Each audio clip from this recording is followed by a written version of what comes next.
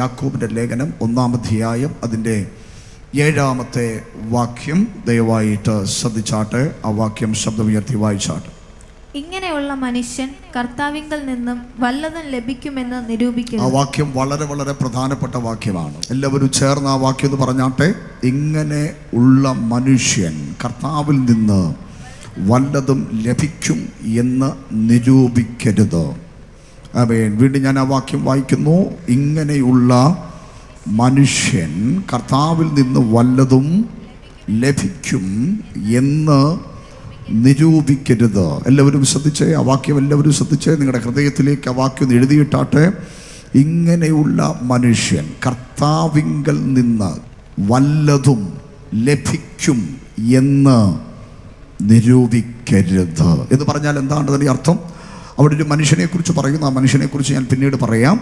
ഇങ്ങനെയുള്ള മനുഷ്യൻ കർത്താവിൽ നിന്ന് എന്തെങ്കിലും ലഭിക്കും എന്ന് വിശ്വസിക്കണ്ട, ചിന്തിക്കണ്ട, ആഗ്രഹിക്കണ്ട എന്നാണ് അതിൻ്റെ അർത്ഥം. ഇന്ന് പകൽ നമ്മളിവിടെ കടന്നു വന്നിരിക്കുമ്പോൾ കർത്താവിൽ നിന്ന് എന്തെങ്കിലും ലഭിക്കണം എന്നാഗ്രഹിക്കുന്ന ദൈവമക്കൾ മാത്രമൊന്ന് കർത്താവിന് സ്തോത്രം ചെയ്താട്ടെ. കർത്താവിൽ നിന്ന് എൻ്റെ ജീവിതത്തിൽ എന്തെങ്കിലും എനിക്ക് ലഭിക്കണം. സ്തോത്രം. അതേ പ്രിയരെ, കർത്താവിൽ നിന്ന് ലഭിക്കുക, യേശുവിൽ നിന്ന് നമ്മുടെ ജീവിതത്തിൽ എന്തെങ്കിലും ലഭിക്കുക. അതുകൊണ്ടാണല്ലോ, അതിനുവേണ്ടിയാണല്ലോ നമ്മൾ പല വിശ്വാസങ്ങളും വിട്ട്, പല ആരാധനകളും വിട്ട്, പല ആചാരങ്ങളും വിട്ട് നമ്മൾ കർത്താവിൻ്റെ സന്നിധിയിൽ കടന്നു വന്നത്. എന്തുകൊണ്ടാണ്? അവൻ അവിടെ നിന്നാൽ കിട്ടാത്തത്, അവിടുത്തെ ദൈവങ്ങൾക്ക് നമ്മുടെ ജീവിതത്തിൽ ചെയ്യാൻ കഴിയാത്തത് കർത്താവ് നമ്മുടെ ജീവിതത്തിൽ ചെയ്യും എന്ന് വിശ്വസിച്ചുകൊണ്ടാണല്ലോ നമ്മൾ ദൈവസന്നിധിയിൽ കടന്നു വരുന്നതും ഓരോ പ്രാർത്ഥനകളിൽ പങ്കെടുക്കുന്നതും ഓരോ ആരാധനകളിൽ പങ്കെടുക്കുന്നതും ഓരോ ഉപവാസ പ്രാർത്ഥനയിൽ പങ്കെടുക്കുന്നതും ഓരോ ഓൾ നൈറ്റ് പ്രയറുകളിൽ പങ്കെടുക്കുന്നതുമൊക്കെ അവൻ ഒരു വലിയ പ്രതീക്ഷ നമ്മളിലുണ്ട്. എന്താ? കർത്താവിൽ നിന്ന് എനിക്കെന്തെങ്കിലും ലഭിക്കും. ഇന്ന് പകൽ കർത്താവ് നമുക്ക് വേണ്ടി അത്ഭുതങ്ങളെ ചെയ്യുന്നവനാണോ എന്ന് ചോദിച്ചാൽ ആണ്. യാക്കോബിൻ്റെ ലേഖനത്തിനകത്ത് പറയുന്ന വിഷയങ്ങൾ മുഴുവനും അവൻ അസാധാരണമായ രീതിയിൽ ഒരു മനുഷ്യന് ചെയ്യാൻ പറ്റാത്ത കാര്യങ്ങൾ കർത്താവ് ചെയ്യും എന്നതിനെക്കുറിച്ചുള്ള ഉറപ്പാണ് യാക്കോബിൻ്റെ ലേഖനത്തിനകത്ത് കാണുന്നത്. സ്തോത്രം. അതിൻ്റെ 5-ാമത്തെ വാക്യത്തിൽ പറയുന്നു, 5-ാമത്തെ വചനം പറയുന്നു, ഒരുത്തന് ജ്ഞാനം കുറവാകുന്നു എങ്കിൽ ഫൽസിക്കാതെ എല്ലാവർക്കും ഔദാര്യമായി കൊടുക്കുന്നവനായ ദൈവത്തോട് യാചിക്കട്ടെ, അപ്പോൾ അവന് ലഭിക്കും. അവിടെ എന്തിനെ കുറിച്ചാണ് പറയുന്നത്? അവിടെ ജ്ഞാനം എന്ന ഒരു വിഷയത്തെക്കുറിച്ചാണ് പറയുന്നത്. ജ്ഞാനം എന്ന വിഷയത്തെക്കുറിച്ചാണ്. സ്തോത്രം. ജ്ഞാനമെന്ന് പറഞ്ഞാൽ അറിവെന്നല്ല, ഏതെങ്കിലും വിഷയത്തെക്കുറിച്ച് നമുക്ക് ലഭിക്കുന്ന ഒരു അറിവെന്നല്ല. അറിവ് കിട്ടാൻ വേണ്ടി സ്കൂളിൽ പോയാൽ മതി, അറിവ് കിട്ടാൻ വേണ്ടി പുസ്തകം വായിച്ചാൽ മതി, അറിവ് കിട്ടാൻ വേണ്ടി കുറച്ച് നന്നായിട്ട് പഠിച്ചാൽ അറിവ് കിട്ടും. പക്ഷേ ഇവിടെ പറയുന്നത് ജ്ഞാനം എന്നാണ്. ജ്ഞാനമെന്ന് പറയുന്നത് അത് ദൈവം തരുന്നതാണ്. ജ്ഞാനം എന്താണ്? ദൈവം നൽകിത്തരുന്നതാണ് ജ്ഞാനമെന്ന് പറയുന്നത്. അപ്പോൾ അവിടെ പറയുന്നു, നിങ്ങൾക്കൊരുവന് ജ്ഞാനം കുറവാകുന്നു എങ്കിൽ അത് നൽകിത്തരാൻ ദൈവം വിശ്വസ്തനാണ്. യാചിക്കുന്നവന്, ചോദിക്കുന്നവന് ദൈവം അത് കൊടുക്കും എന്ന് ജ്ഞാനവുമായി ബന്ധപ്പെട്ട വിഷയത്തിൽ നമുക്ക് ആ വചനഭാഗം കാണാൻ സാധിക്കും. അതിൻ്റെ 5-ാം അധ്യായത്തിലേക്ക് വരുമ്പോൾ ഒത്തിരി കാര്യങ്ങൾ കർത്താവ് ചെയ്തു തരും എന്നല്ലെങ്കിൽ ചെയ്തു തരുന്നതായിട്ട് 5-ാമത്തെ അധ്യായത്തിൽ നമുക്ക് കാണുവാനായിട്ട് സാധിക്കുന്നുണ്ട്. 15-ാമത്തെ വാക്യത്തിൽ വരുമ്പോൾ അവിടെ പറയുന്നു, വിശ്വാസത്തോടു കൂടിയ പ്രാർത്ഥന ദീനക്കാരനെ രക്ഷിക്കും. അപ്പോൾ അവിടെ രക്ഷയുമായി ബന്ധപ്പെട്ട് ഒരു കാര്യം പരിശുദ്ധാത്മാവ് പറയുന്നു. കർത്താവ് ചെയ്തു തരും എന്ന് പറയുന്ന കാര്യമാണ് പറയുന്നത്. ആമേൻ. സ്തോത്രം. പിന്നെ താഴോട്ട് പറഞ്ഞു വരുമ്പോൾ 16-ാം വാക്യത്തിൽ, എന്നാൽ നിങ്ങൾക്ക് രോഗശാന്തി വരേണ്ടതിന് തമ്മിൽ പാപങ്ങളെ ഏറ്റുപറഞ്ഞ് ഒരുവന് വേണ്ടി ഒരുവൻ പ്രാർത്ഥിക്കുന്നു. നീതിമാന്റെ ശ്രദ്ധയോടുകൂടിയ പ്രാർത്ഥന വളരെ ഫലിക്കുന്നു. അപ്പോൾ വ്യത്യസ്തമായ വിഷയങ്ങളിലൂടെ കടന്നു പോകുന്നവർക്ക് പ്രാർത്ഥനയിലൂടെ ലഭിക്കുന്ന മറുപടികളെ കുറിച്ചാണ് ആ വചനഭാഗത്തിൽ രേഖപ്പെടുത്തിയിരിക്കുന്നത്. കർത്താവ് ചെയ്തു തരും എന്ന് പറയുന്ന കാര്യങ്ങൾ, കർത്താവ് ചെയ്തു തരും എന്ന് പറയുന്ന കാര്യങ്ങളൊന്നും മനുഷ്യന് പലപ്പോഴും ചെയ്തു തരാൻ കഴിയാത്ത കാര്യങ്ങളാണ് കർത്താവ് നമുക്ക് ചെയ്തു തരുമെന്ന് പറയുന്നത്. സ്തോത്രം. മനുഷ്യന് ചെയ്യാൻ കഴിയുന്ന കാര്യങ്ങൾ ഒരിക്കലും കർത്താവ് ചെയ്യത്തില്ല. മനുഷ്യർക്കാർക്കും ചെയ്യാൻ കഴിയാത്ത കാര്യങ്ങൾ കർത്താവ് നമുക്ക് വേണ്ടി ചെയ്തു തരാൻ വിശ്വസ്തനാണ്. സ്തോത്രം. അതിനകത്ത് യാതൊരു സംശയവുമില്ല, അതങ്ങനെ തന്നെയാണ്. പക്ഷേ നമ്മൾ വായിച്ച വേദഭാഗത്തിൽ പറയുന്നത് കർത്താവ് ചെയ്തു തരും. പക്ഷേ ഇങ്ങനെയുള്ള മനുഷ്യൻ കർത്താവിൽ നിന്ന് ഏതെങ്കിലും വിധത്തിലുള്ള വിടുതലുകളോ അനുഗ്രഹങ്ങളോ അവൻ ലഭിക്കുമെന്ന് എന്ത് ചെയ്യണ്ട, നിരൂപിക്കണ്ട. ഇങ്ങനെയുള്ള മനുഷ്യൻ, എല്ലാവരും എന്നെ ശ്രദ്ധിക്കണം. സ്തോത്രം. നമ്മുടെ ജീവിതത്തിൻ്റെ വിജയമെന്ന് പറയുന്നത് അവൻ കർത്താവ് നമുക്ക് വേണ്ടി എന്തെങ്കിലും ചെയ്യാൻ തുടങ്ങുന്നതാണ് നമ്മുടെ ജീവിതത്തിലെ വിജയമെന്ന് പറയുന്നത്. ഇവിടെ ഇരിക്കുന്ന നിങ്ങളുടെ വിഷയങ്ങളെല്ലാം വ്യത്യസ്തമാണ്. ഒരേ രീതിയിലുള്ള വിഷയങ്ങളല്ല, ഒരേ സ്വഭാവത്തിലുള്ള വിഷയങ്ങളല്ല. സ്തോത്രം. ഈ വിഷയങ്ങളുടെ എല്ലാ പരിഹാരം ഉറപ്പായിട്ടും കർത്താവിൻ്റെ പക്കലുണ്ടെന്ന് എത്ര പേര് വിശ്വസിക്കുന്നുണ്ട്? അവൻ എല്ലാ വിഷയത്തിൻ്റെയും പരിഹാരം, ഏത് രോഗമായിക്കോട്ടെ, കുടുംബമായിക്കോട്ടെ, തലമുറയായിക്കോട്ടെ, ആത്മീക, ഭൗതിക, ശാരീരിക ഏത് വിഷയങ്ങളായിക്കൊള്ളട്ടെ, ഇതിൻ്റെ എല്ലാ പരിഹാരം കർത്താവിൻ്റെ സന്നിധിയിലുണ്ട്. Praise God. നിങ്ങൾ വിശ്വസിച്ചാലും ഇല്ലെങ്കിലും അതങ്ങനെ സത്യമാണ്, അതിന് സംശയമില്ല. നിങ്ങൾക്ക് ലഭിക്കുന്നോ എന്ന് എനിക്കറിയത്തില്ല, പക്ഷെ പരിഹാരം കർത്താവിൻ്റെ സന്നിധിയിലുണ്ട്. നിങ്ങളുടെ ഏത് വിഷയത്തിൻ്റെ പരിഹാരം കർത്താവിൻ്റെ സന്നിധിയിലുണ്ട്. നിങ്ങളുടെ ഏത് പ്രശ്നത്തിൻ്റെ പരിഹാരം കർത്താവിൻ്റെ സന്നിധിയിലുണ്ട്. സ്തോത്രം. കർത്താവിൻ്റെ സന്നിധിയിൽ പരിഹാരത്തിന് കുറവൊന്നുമില്ല. പക്ഷേ ഒരു കാര്യം കർത്താവ് പറയുന്നു, ഇങ്ങനെയുള്ള മനുഷ്യൻ അങ്ങനൊരു പ്രവൃത്തി ഒരിക്കലും സംഭവിക്കുമെന്ന് വിശ്വസിക്കണ്ട എന്ന് പറഞ്ഞാൽ നിങ്ങൾക്ക് മനസ്സിലാകുന്നുണ്ടോ? കർത്താവിൻ്റെ സന്നിധിയിൽ പ്രശ്നത്തിൻ്റെ പരിഹാരമുണ്ട്. പക്ഷേ എല്ലാവർക്കും അത് ലഭിക്കുമെന്നല്ല പറയുന്നത്, എല്ലാവർക്കും അത് കിട്ടുമെന്നല്ല പറയുന്നത്. ഇങ്ങനെയുള്ള മനുഷ്യർ അങ്ങനൊരു ദൈവപ്രവൃത്തി കർത്താവിൽ നിന്ന് ലഭിക്കുമെന്ന് എന്ത് ചെയ്യണ്ട, നിരൂപിക്കണ്ട. എൻ്റെ 1-ാം അധ്യായത്തിൽ തന്നെ കടന്നു വരുമ്പോൾ അതിൻ്റെ തൊട്ടു മുമ്പിലുള്ള വാക്യത്തിലേക്ക് ശ്രദ്ധിക്കുമ്പോൾ അവിടെ ഇപ്രകാരം പറയുകയാണ്, എന്നാൽ അവനൊന്നും സംശയിക്കാതെ വിശ്വാസത്തോടെ യാചിക്കണം. സംശയിക്കുന്നവൻ കാറ്റടിച്ച് അലയുന്ന കടൽത്തിരയ്ക്ക് സമനാണ്. എന്നിട്ട് പറയുന്നു, ഇങ്ങനെയുള്ള മനുഷ്യൻ കർത്താവിൽ നിന്ന് വല്ലതും ലഭിക്കുമെന്ന് നിരൂപിക്കരുത്. എങ്ങനെയുള്ള മനുഷ്യൻ? സംശയിക്കുന്ന മനുഷ്യൻ. എങ്ങനെയുള്ള മനുഷ്യൻ? സംശയിക്കുന്ന മനുഷ്യൻ. അത് അടുത്ത പാട്ടിലേക്ക് വരുമ്പോൾ 8-ാമത്തെ വാക്യത്തിലേക്ക് വരുമ്പോൾ അവിടെ പറയുന്നത് സംശയിക്കുന്ന മനുഷ്യനല്ല, അവിടെ പറയുന്ന ഇരുമനസ്സുള്ള മനുഷ്യൻ. ഇരുമനസ്സുള്ള മനുഷ്യൻ, ഡബിൾ മൈൻഡഡ് മാൻ, ഇരു മനസ്സുള്ള മനുഷ്യൻ എന്ന് 2-ാമത്തെ ഭാഗത്തിൽ പറയുന്നു. അങ്ങനെയുള്ള മനുഷ്യൻ കർത്താവിൽ നിന്ന് എന്തെങ്കിലും എൻ്റെ ജീവിതത്തിൽ, കുടുംബത്തിൽ ലഭിക്കുമെന്ന് പറഞ്ഞാട്ടെ, ലഭിക്കുമെന്ന് നിരൂപിക്കണ്ട. അപ്പോൾ സംശയമുള്ള മനുഷ്യൻ കർത്താവിൽ നിന്ന് എന്തെങ്കിലും ലഭിക്കുമെന്ന് നിരൂപിക്കണ്ട. ഇരുമനസ്സുള്ള മനുഷ്യൻ കർത്താവിൽ നിന്ന് എന്തെങ്കിലും ലഭിക്കുമെന്ന് നിരൂപിക്കണ്ട. ഇനി 3-ാമത് അതിൻ്റെ 2-ാമത്തെ അധ്യായം 20-ാമത്തെ വാക്യത്തിൽ പറയുന്നു, വർത്ത മനുഷ്യൻ. വർത്ത മനുഷ്യൻ 2-ന്റെ 20-ാമത്തെ വാക്യത്തിൽ പറയുകയാണ്, വർത്ത മനുഷ്യൻ. ആരാണ് ഈ വർത്ത മനുഷ്യൻ എന്ന് പറയുന്നത്? അവൻ ആ വാക്യങ്ങൾ വായിക്കുമ്പോൾ അറിയാം, പ്രവൃത്തി ഇല്ലാത്ത വിശ്വാസം ഉള്ള മനുഷ്യരെയാണ് വർത്ത മനുഷ്യൻ എന്ന് പറയുന്നത്. ഞാൻ അവിടെ ഒന്നും നിൽക്കുന്നില്ല, അതൊന്നും വിശദീകരിക്കാൻ സമയമില്ല. ഞാൻ പറഞ്ഞു വിട്ട് ആ ദൂതൊന്നും മനസ്സിലാക്കി തരാൻ ആഗ്രഹിക്കുകയാണ്.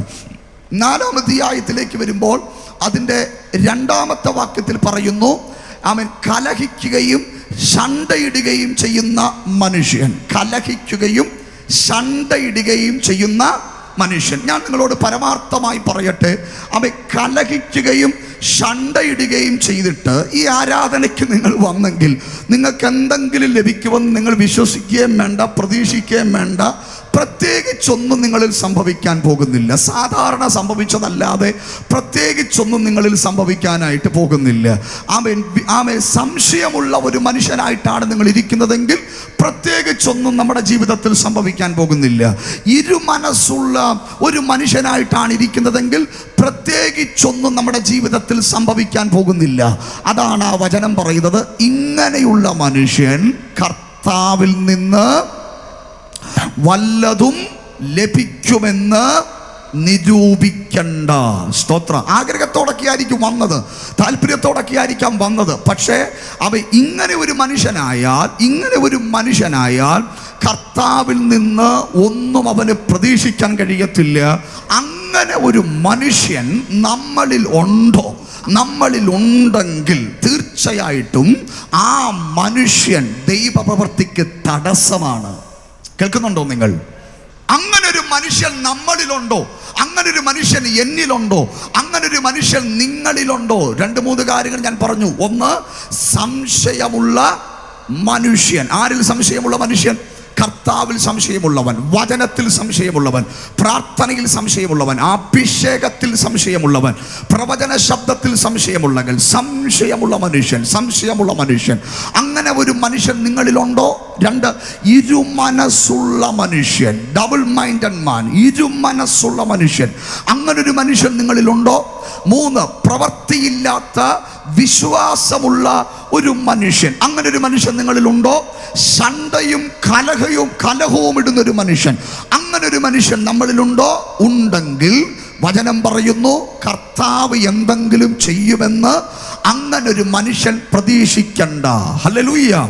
അങ്ങനെയെങ്കിൽ ഇന്ന് പകൽ കർത്താവ് എന്തെങ്കിലും നമ്മുടെ ജീവിതത്തിൽ ചെയ്യണമെങ്കിൽ ആ മനുഷ്യൻ തകരണം. സ്തോത്രം. കർത്താവ് നമ്മുടെ ജീവിതത്തിൽ എന്തെങ്കിലും ചെയ്യണമെങ്കിൽ ആ മനുഷ്യൻ തകരണം. നിന്റെ ജീവിതം, കുടുംബം, തലമുറ, ഏതു മേഖലയിലാകട്ടെ, കർത്താവിൽ നിന്ന് എന്തെങ്കിലും സംഭവിക്കണമെന്ന് ഇന്ന് പകൽ ആഗ്രഹിക്കുന്നെങ്കിൽ അവൻ നടക്കേണ്ട ഏറ്റവും ശക്തമായൊരു ദൈവപ്രവൃത്തി എന്താണെന്ന് ചോദിച്ചാൽ ആ മനുഷ്യൻ തകരണം. ഏത് മനുഷ്യൻ തകരണം? സംശയമുള്ള മനുഷ്യൻ തകരണം. ഇരുമനസ്സുള്ള മനുഷ്യൻ അവൻ തകരണം. ശണ്ഠയും കലഹവുമുള്ള മനുഷ്യൻ തകരണം. ഞാൻ നിങ്ങളോട് ആത്മാർത്ഥമായി പറയുന്നു, നിങ്ങളുടെ സമയം നേരം പോക്കാകരുത്. നിങ്ങളുടെ സമയം നഷ്ടമായി പോകരുത്. നിങ്ങളുടെ കാലങ്ങൾ നഷ്ടമായി പോകരുത്. നിങ്ങളുടെ വർഷങ്ങൾ നഷ്ടമായി പോകരുത്.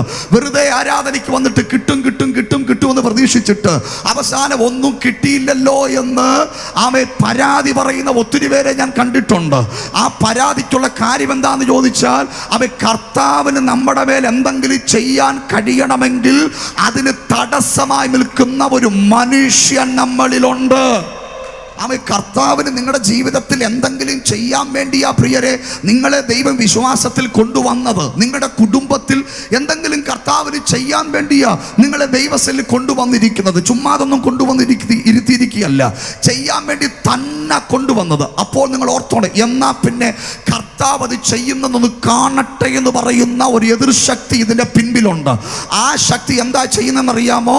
അത് നിന്നിലേക്ക് വെളിപ്പെടാതിരിക്കേണ്ടതിന് അതിന് തടസ്സപ്പെടുത്തുന്ന ഒരു മനുഷ്യനെ മുന്നിൽ എഴുന്നേൽപ്പിക്കും. ആ മനുഷ്യന്റെ പേരാണ് സംശയത്തിന്റെ മനുഷ്യൻ.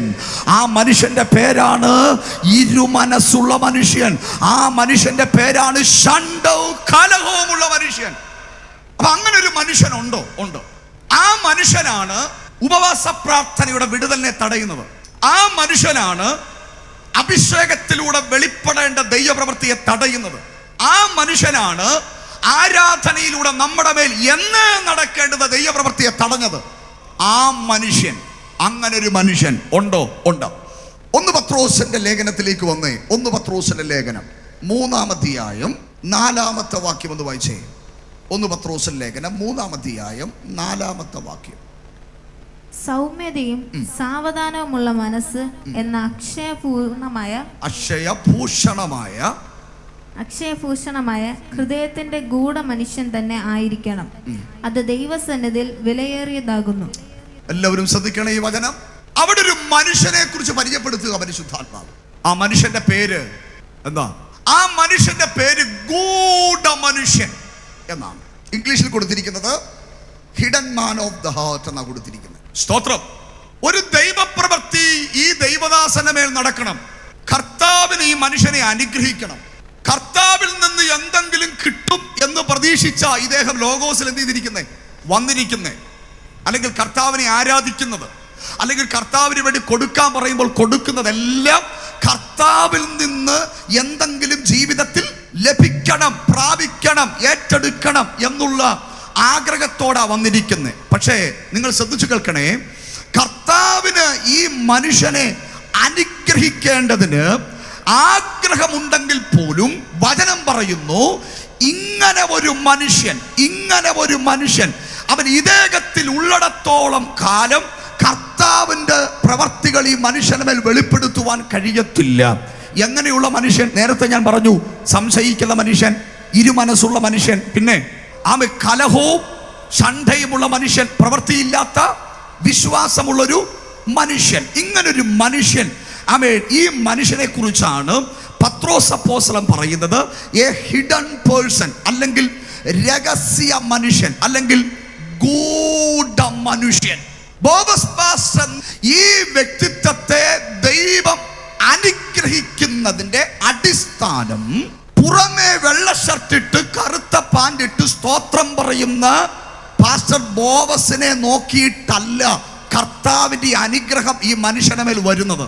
പിന്നെയോ ഈ മനുഷ്യനിൽ മറ്റൊരു മനുഷ്യനുണ്ട്, അതിന്റെ പേരാണ് ഗൂഢ മനുഷ്യൻ, ഹിഡൻ പേഴ്സൺ, സീക്രട്ട് മാൻ.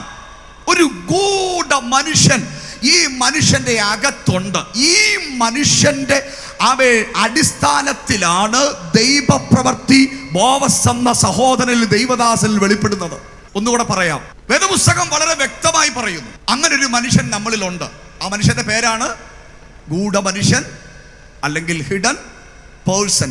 ഈ ഗൂഢ മനുഷ്യൻ നമുക്ക് ആർക്ക് കണ്ണുകൊണ്ട് കാണാൻ പറ്റുന്ന മനുഷ്യനല്ല. ഈ ഗൂഢ മനുഷ്യൻ നമ്മുടെ ആരുടെ കണ്ണുകൊണ്ട് ബോബസ് പാസ്റ്ററുടെ ഗൂഢ മനുഷ്യനെ നമുക്ക് എന്ത് ചെയ്യാൻ പറ്റില്ല, കാണാനായിട്ട് സാധിക്കില്ല. നമുക്ക് കാണാൻ സാധിക്കുന്നത് വർഷിപ്പ് ചെയ്യുന്ന, അന്യഭാഷ പറഞ്ഞ് ആരാധിക്കുന്ന ഈ ബോബസ് പാസ്റ്ററെ മാത്രമേ നമുക്ക് എന്ത് ചെയ്യാൻ പറ്റുന്നുള്ളൂ, കാണാൻ പറ്റുന്നുള്ളൂ. നിങ്ങൾ കേൾക്കുന്നുണ്ടോ പറയുന്നത്? സ്തോത്രം. നമ്മൾ കണ്ണുകൊണ്ട് നോക്കുമ്പോൾ കുഴപ്പമില്ല എന്ന് നമുക്ക് തോന്നും. ഇദ്ദേഹത്തെ നോക്കുമ്പോൾ കുഴപ്പമില്ല, ആരാധന കുഴപ്പമില്ല, അന്യഭാഷ കുഴപ്പമില്ല, വർഷിപ്പ് കുഴപ്പമില്ല, നമ്മൾ നോക്കുമ്പോൾ ടോട്ടലി യാതൊരു കുഴപ്പവുമില്ല എന്ന് തോന്നുന്ന ഈ മനുഷ്യനെ നോക്കിയിട്ടല്ല കർത്താവ് എന്തെങ്കിലും ചെയ്യുന്നത്. ഇവന്റെ അകത്ത് മറ്റൊരു മനുഷ്യനിരിപ്പുണ്ട്. ഈ മനുഷ്യനെ ഇവിടെ ഇരിക്കുന്ന ആർക്കും കാണാൻ പറ്റത്തില്ല, ആർക്കും മനസ്സിലാകത്തില്ല, ആർക്കും പരിചയപ്പെടാൻ പറ്റത്തില്ല. ഈ മനുഷ്യനെ 3 പേർക്ക് മാത്രമേ അറിയൂ.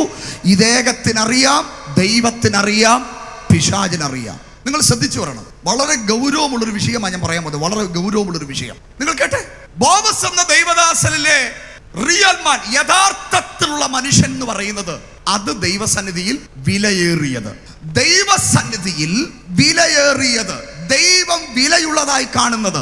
അല്ലെങ്കിൽ അതുകൊണ്ട് തിരുവെടുത്ത് നമ്മൾ പറയുന്നത്, മനുഷ്യൻ പുറമെയുള്ളത് നോക്കുന്നു, ദൈവമോ അകത്തെ നോക്കുന്നു, ഉള്ളിനെ നോക്കുന്നു, ഹിഡൻ പേഴ്സണെ നോക്കുന്നു. രക്തത്താൽ ജയമെടുക്കുകയാണ്. ഈ ദൂത് എന്നോട് ദൈവാത്മാവ് സംസാരിച്ചത് ഞാൻ കഴിഞ്ഞ ദിവസം ബാംഗ്ലൂരിൽ എൻ്റെ സ്നേഹിതന്റെ വീട്ടിൽ താമസിക്കുമ്പോൾ അതിങ്ങനെ പറഞ്ഞത്. കഴിഞ്ഞ ദിവസം അദ്ദേഹം ഇങ്ങനെ തൻ്റെ വാഹനം ഓടിച്ചുകൊണ്ട് പോകുമ്പോൾ അതിൻ്റെ പുറകിൽ വന്ന് മറ്റൊരു വാഹനം തട്ടി, അതിൻ്റെ പുറകിൽ വന്ന് മറ്റൊരു വാഹനം തട്ടി. സ്തോത്രം. ഇദ്ദേഹം നല്ലൊരു ദൈവ മനുഷ്യനാണ്, കർത്താവിന് വേണ്ടി നിൽക്കുന്ന, ഉപവാസവും പ്രാർത്ഥനയുള്ള നല്ലൊരു ആത്മീകനായ ദൈവ മനുഷ്യനാണ് അദ്ദേഹം. സ്തോത്രം. അദ്ദേഹം പറയുക, പാസ്റ്റർ, എൻ്റെ കാറിൻ്റെ പുറകിൽ മറ്റൊരു വാഹനം തട്ടിയപ്പോൾ എൻ്റെ കോപ മനുഷ്യൻ കാറിൽ നിന്ന് അങ്ങ് ഇറങ്ങി. അവനെ 2 പറയാൻ വേണ്ടി തന്നെ ഞാൻ എന്ത് ചെയ്ത് ഇറങ്ങിയത് എന്ന് പറഞ്ഞിട്ട് പിന്നെ നടന്ന സംഭവമൊക്കെ പുള്ളി എന്നോട് വിവരിച്ചു. സ്തോത്രം. ഇത് പറഞ്ഞുകൊണ്ടിരുന്നപ്പോൾ പെട്ടെന്ന് പരിശുദ്ധാത്മാവ് എന്നോട് പറഞ്ഞൊരു മേഖലയെ ഞാൻ ഇന്ന് പകൽ തൊടാൻ ആഗ്രഹിക്കുന്നത്. സ്തോത്രം. നമ്മുടെ ജീവിതത്തിൽ അവൻ അനുഗ്രഹങ്ങൾക്ക് തടസ്സമായി നമ്മളിൽ മറഞ്ഞിരിക്കുന്ന ചില മനുഷ്യരുണ്ട്. രക്തത്താൽ ജയമെടുക്കുക. സ്തോത്രം. ആ മനുഷ്യനാണ് നമ്മുടെ മേൽ ചില വാഗ്ദത്ത നിവർത്തി വെളിപ്പെടാതെ നമ്മെ തടഞ്ഞു വെച്ചിരിക്കുന്നതെന്നുള്ള ആ ഒരു വെളിപ്പാടിലേക്കാണ് ഇന്ന് പകൽ ദൈവസഭയെ ദൈവം കൊണ്ടുപോകാൻ പോകുന്നത്. നിങ്ങൾ ശ്രദ്ധിച്ചു കേട്ടോ.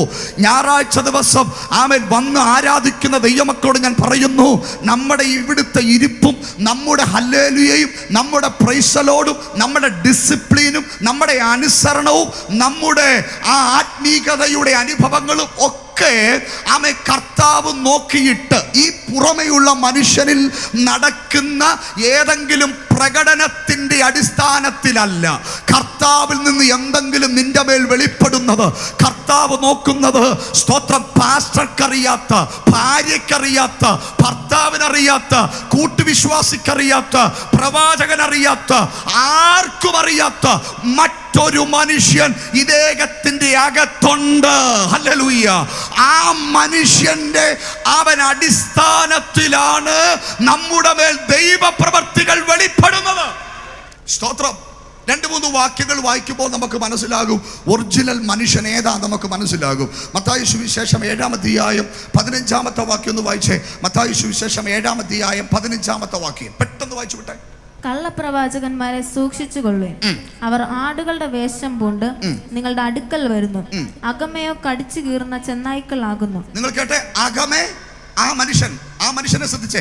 അകത്തുള്ള മനുഷ്യനെ ശ്രദ്ധിച്ചേ. അവർ ആടുകളുടെ വേഷം. അപ്പൊ പുറമേ ആട്, അകത്ത് വീണ്ടും ഞാൻ പറയുന്നു, പുറമേ ആട്, അകത്ത് ആമേ. 10 മണി മുതൽ 9:30 മുതൽ 1:30 വരെ ആട്, 1:30 മുതൽ അടുത്ത ഞായറാഴ്ച വരെ നീ ദൈവത്തിൽ നിന്ന് എന്തെങ്കിലും ഒന്ന് സ്വപ്നത്തിൽ ചിന്തിക്കണ്ട. വെറുതെ സമയം കളയുക. പറഞ്ഞത് കേൾക്കുന്നുണ്ടോ? നിങ്ങൾ ശ്രദ്ധിച്ച് ഈ വ്യക്തിത്വത്തെ പരിശുദ്ധാത്മ പരിചയപ്പെടുത്തുക. എല്ലാവരും കണ്ണു തുറന്നും ചെവി തുറന്നും കേൾക്കണം. ഇത് വലിയൊരു ദൈവശബ്ദമാണ്. കാര്യം ചുമ്മാതെ വന്ന് കൊട്ടിപ്പാടിയിട്ട് ഒന്നും കിട്ടിയില്ല ഭാഷ, വർഷങ്ങളായി ഇറങ്ങി തിരിച്ചു എന്ന് പറഞ്ഞ് എന്നും കരഞ്ഞോണ്ടിരിക്കേണ്ട അവസ്ഥ വരാനുള്ള കാര്യം നിന്റെ പ്രാർത്ഥനയുടെ ഉപവാസത്തിനെ കുറവൊന്നുമല്ല. പക്ഷെ ഇന്ന് പകൽ പൊളിയേണ്ട ഒരു മനുഷ്യൻ അകത്തിരിപ്പുണ്ട്. അതിന്ന് പകൽ പൊളിയപ്പെടാതെ വചനം സത്യമാണെങ്കിൽ, വേദപുസ്തകം സത്യമാണെങ്കിൽ, യാക്കോബ് അപ്പോസ്തലൻ അത് വ്യക്തമായി പറയുന്നെങ്കിൽ ഇങ്ങനെയുള്ള മനുഷ്യൻ കർത്താവിൽ നിന്നൊന്നും പ്രതീക്ഷിക്കണ്ട. പിന്നെ വെറുതെ വന്നിരുന്നിട്ട് പോയിക്കോ. ഇതൊക്കെ ദൈവസന്നിധിയിൽ കർത്താവിൽ നിന്ന് വല്ലതും പ്രതീക്ഷിക്കുന്നവരുടെ ജീവിതത്തെ കർത്താവ് ഒന്നുകൂടെ എന്തൊക്കെയോ ഈ ദിവസങ്ങളിൽ ചെയ്യാൻ ആഗ്രഹിക്കുന്നത് കൊണ്ട് എന്നോട് ദൈവാത്മാവ് ഇത് പറയാൻ പറയുന്നത്. ഇങ്ങോട്ട് വന്നേ, ഓടി വന്നേ. നിങ്ങൾ ഹൃദയം തുറന്നത് കേൾക്കണം. സ്തോത്രം. ആമേൻ പറയാനൊക്കെ ഇച്ചിരി ബുദ്ധിമുട്ടുള്ള ഭാഗമാണെങ്കിൽ പോലും ഞാൻ വളരെ ആത്മാർത്ഥമായിട്ട് പറയട്ടെ. സ്തോത്രം. കർത്താവിൽ നിന്ന് എന്തെങ്കിലും നിന്റെ ജീവിതത്തിൽ ലഭിക്കണമെങ്കിൽ, സ്തോത്രം, ഹല്ലേലൂയ, മാനുഷിക വഴികളെല്ലാം അസ്ഥാനത്താകുമ്പോൾ കർത്താവിന്റെ കരം മാത്രമാണ് നിന്നെ പിടിക്കുന്നതെന്ന് മറന്നു പോകരുത്. അവൻ മാനുഷിക കരങ്ങളെല്ലാം ചലിക്കാതിരിക്കുമ്പോൾ കർത്താവിന്റെ കരമാണ് നിനക്ക് വേണ്ടി പ്രവർത്തിക്കുന്നതെന്ന് മനസ്സിലാകല്ലേ. ഇന്ന് ഓടുന്നത് പോലെ നാളെ ഓടുമെന്ന് ചിന്തിക്കരുത്. ഇന്നത്തെ ആരോഗ്യം നാളെ നിന്നെ കൊണ്ടെന്ന് വരത്തില്ല. ഇന്നത്തെ ബാങ്ക് ബാലൻസ് നാളെ നിന്നെ കൊണ്ടെന്ന് വരത്തില്ല. ഇന്നത്തെ ബന്ധങ്ങൾ നാളെ നിന്നെ കൊണ്ടെന്ന് വരത്തില്ല. പക്ഷെ നിന്റെ ഏത് പ്രതിസന്ധിയിലും അവൻ കർത്താവിന്റെ ഒരു കരം എന്റെ മേൽ വെളിപ്പെട്ടു വരുമെന്ന് ഇന്ന് പകൽ വിശ്വസിക്കാൻ കഴിയത്തക്ക രീതിയിലുള്ള ഒരു മനുഷ്യനായിട്ട് വേണം ഈ ആലയം വിട്ട് ഇറങ്ങിപ്പോകാൻ. Price Jesus.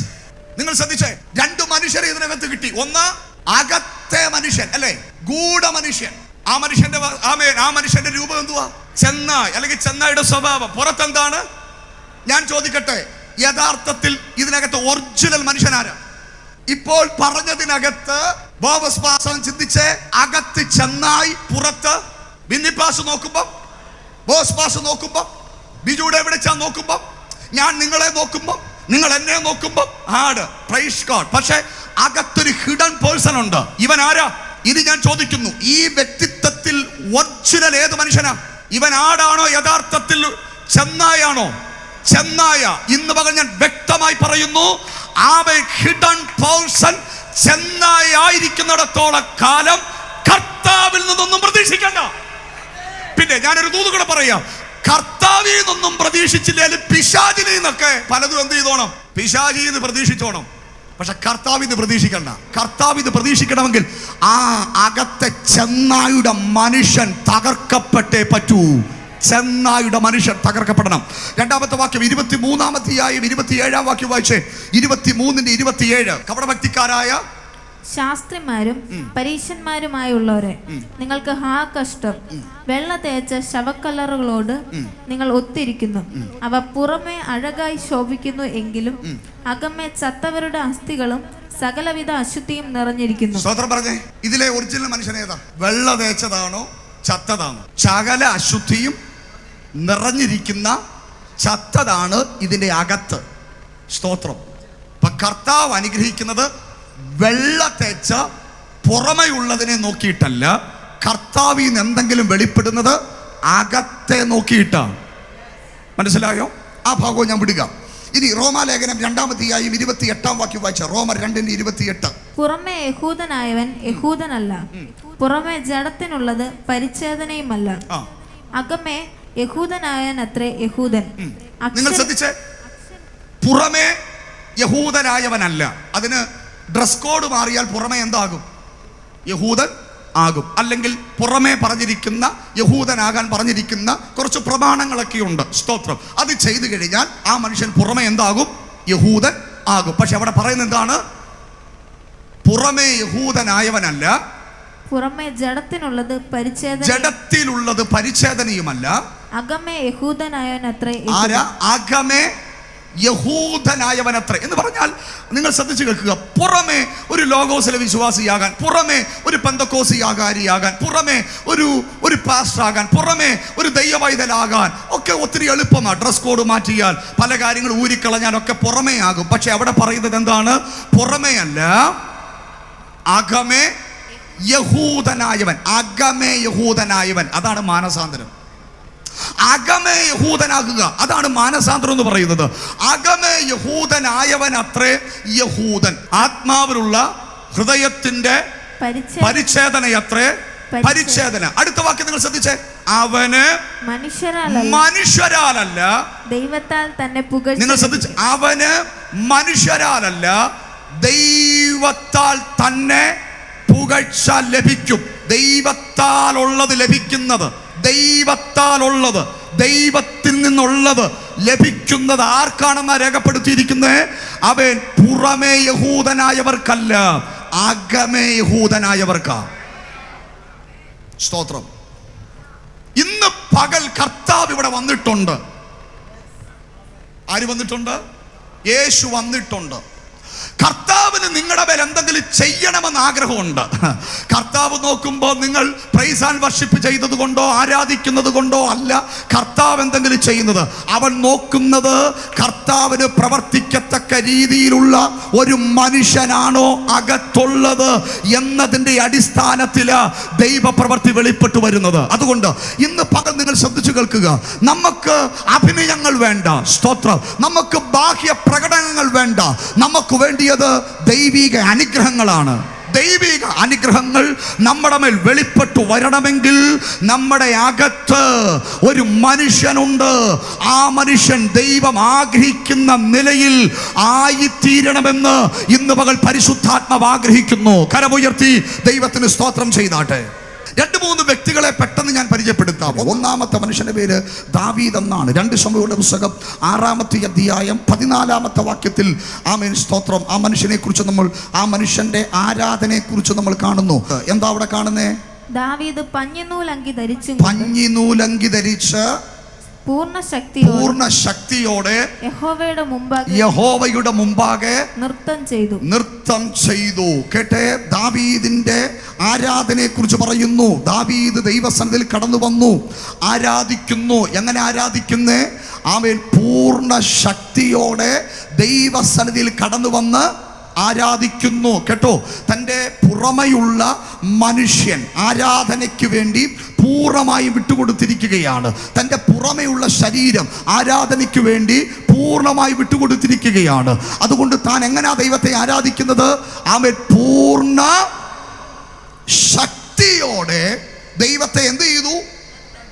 ആരാധിച്ചു. ദൈവത്തെ നൃത്തം ചെയ്ത് ആരാധിച്ചു. അങ്ങനെ ആരാധിച്ച ഒരു മനുഷ്യനെ നമുക്ക് വേദപുസ്തകത്തിൽ പരിചയപ്പെടാൻ പറ്റി, ദാവീദ്. ഞാനൊന്നും വിശദീകരിക്കുന്നില്ല. ഇനി 11-ാമത്തെ അധ്യായത്തിലേക്ക് വരുമ്പോൾ 1-ാം വാക്യം മുതൽ 4-ാമത്തെ വാക്യം വരെയുള്ള ഭാഗങ്ങളാണ് നമ്മൾ ചിന്തിക്കേണ്ടത്. ഞാനൊന്ന് പറഞ്ഞു വിടാം, നിങ്ങളൊന്ന് ശ്രദ്ധിച്ചാൽ മതി. 11-ാം അധ്യായത്തിൻ്റെ 1 മുതൽ 4 വരെയുള്ള ഭാഗങ്ങൾ ശ്രദ്ധിച്ചേ.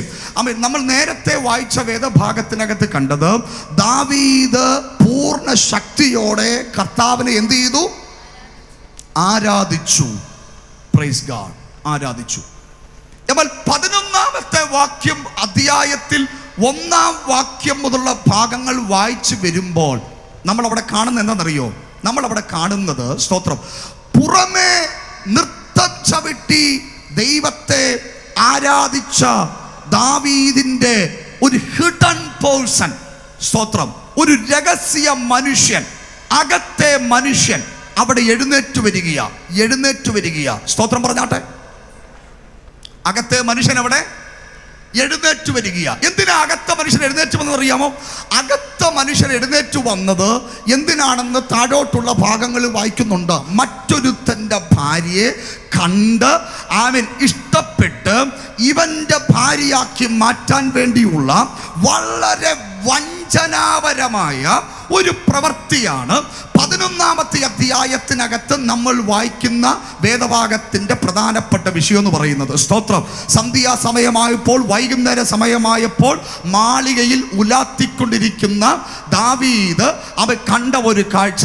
ആ കാഴ്ച നിമിത്തം മറ്റൊരുത്തൻ്റെ ഭാര്യയെ തൻ്റെ ഭാര്യ ആക്കാൻ വേണ്ടിയുള്ള ശ്രമങ്ങൾ നടത്തുകയും ഒറിജിനൽ ഭർത്താവിനെ തന്ത്രത്തോടെ ചതിപ്രയോഗത്തിലൂടെ കൊല്ലാൻ വേണ്ടി ശ്രമിക്കുന്ന ഒരു ദാവീദിനെ നമുക്ക് ആ വാക്യത്തിൽ കാണാം. എല്ലാവരോടും ഉണ്ടോ?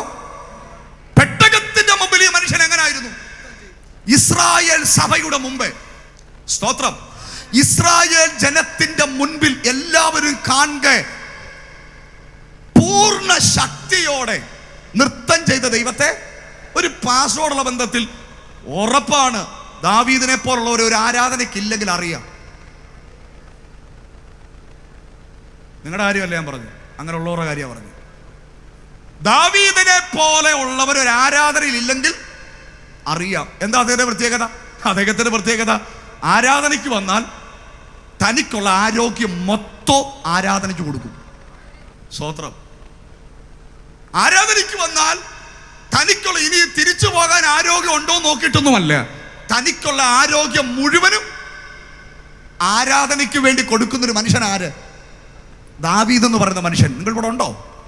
അതും ആരായിരുന്നപ്പോൾ? ഇസ്രായേലിലെ രാജാവായിരുന്നപ്പോൾ. എൻ്റെ കൂടെ വരുന്നവർക്കായി സ്തോത്രം.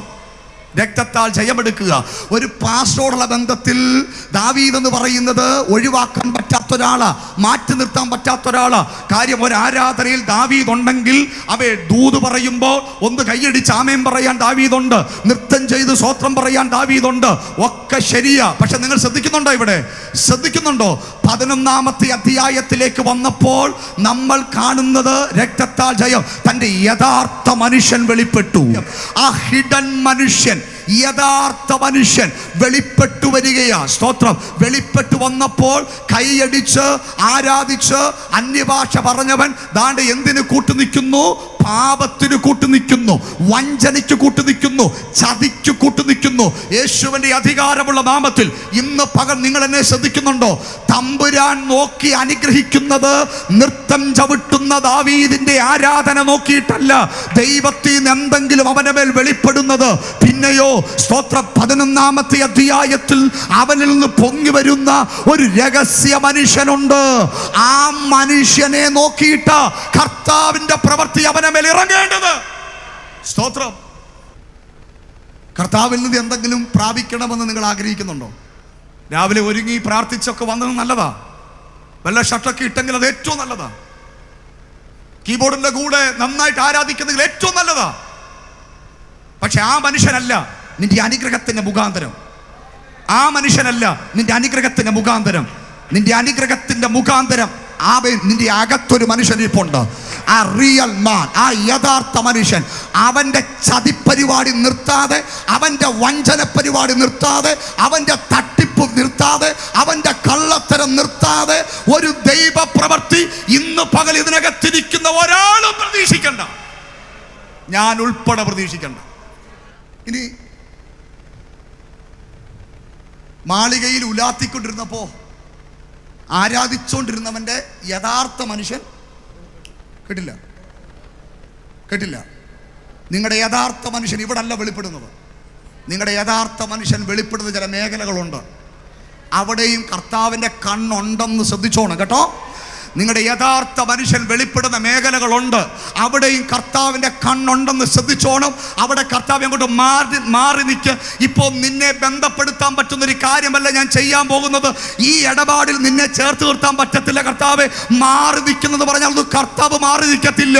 അതുകൊണ്ട് ഇന്ന് പകൽ ഞാൻ ദൈവസഭയോട്, ജനത്തോട് ആത്മനിയോഗത്തോടെ എന്നെ കൂടെ ഉൾപ്പെടുത്തിക്കൊണ്ട് ഞാൻ ഈ ദൂത് പറയുന്നു. ഇത് എന്നോടുള്ള ദൈവശബ്ദം കൂടാ. ഞാനാണ് പ്രസംഗിക്കുന്നതെങ്കിലും ഇത് എന്നോടുള്ള ദൈവശബ്ദം കൂടാ. അതുകൊണ്ട് ഇന്ന് പകൽ പരിശുദ്ധാത്മാവ് ശക്തമായി ദൈവജനത്തോട് ആലോചന പറയുന്നു. കർത്താവിൽ നിന്ന് എന്തെങ്കിലും പ്രതീക്ഷിക്കുന്ന ഒരു ദൈവ വൈതലാണ് നീയെങ്കിൽ, നിങ്ങൾ കേട്ടെ, പൂർണ്ണ ശക്തിയോടെ ദൈവത്തെ ആരാധിക്കുന്ന ദാവീദിനെ എല്ലാവർക്കും അറിയാം.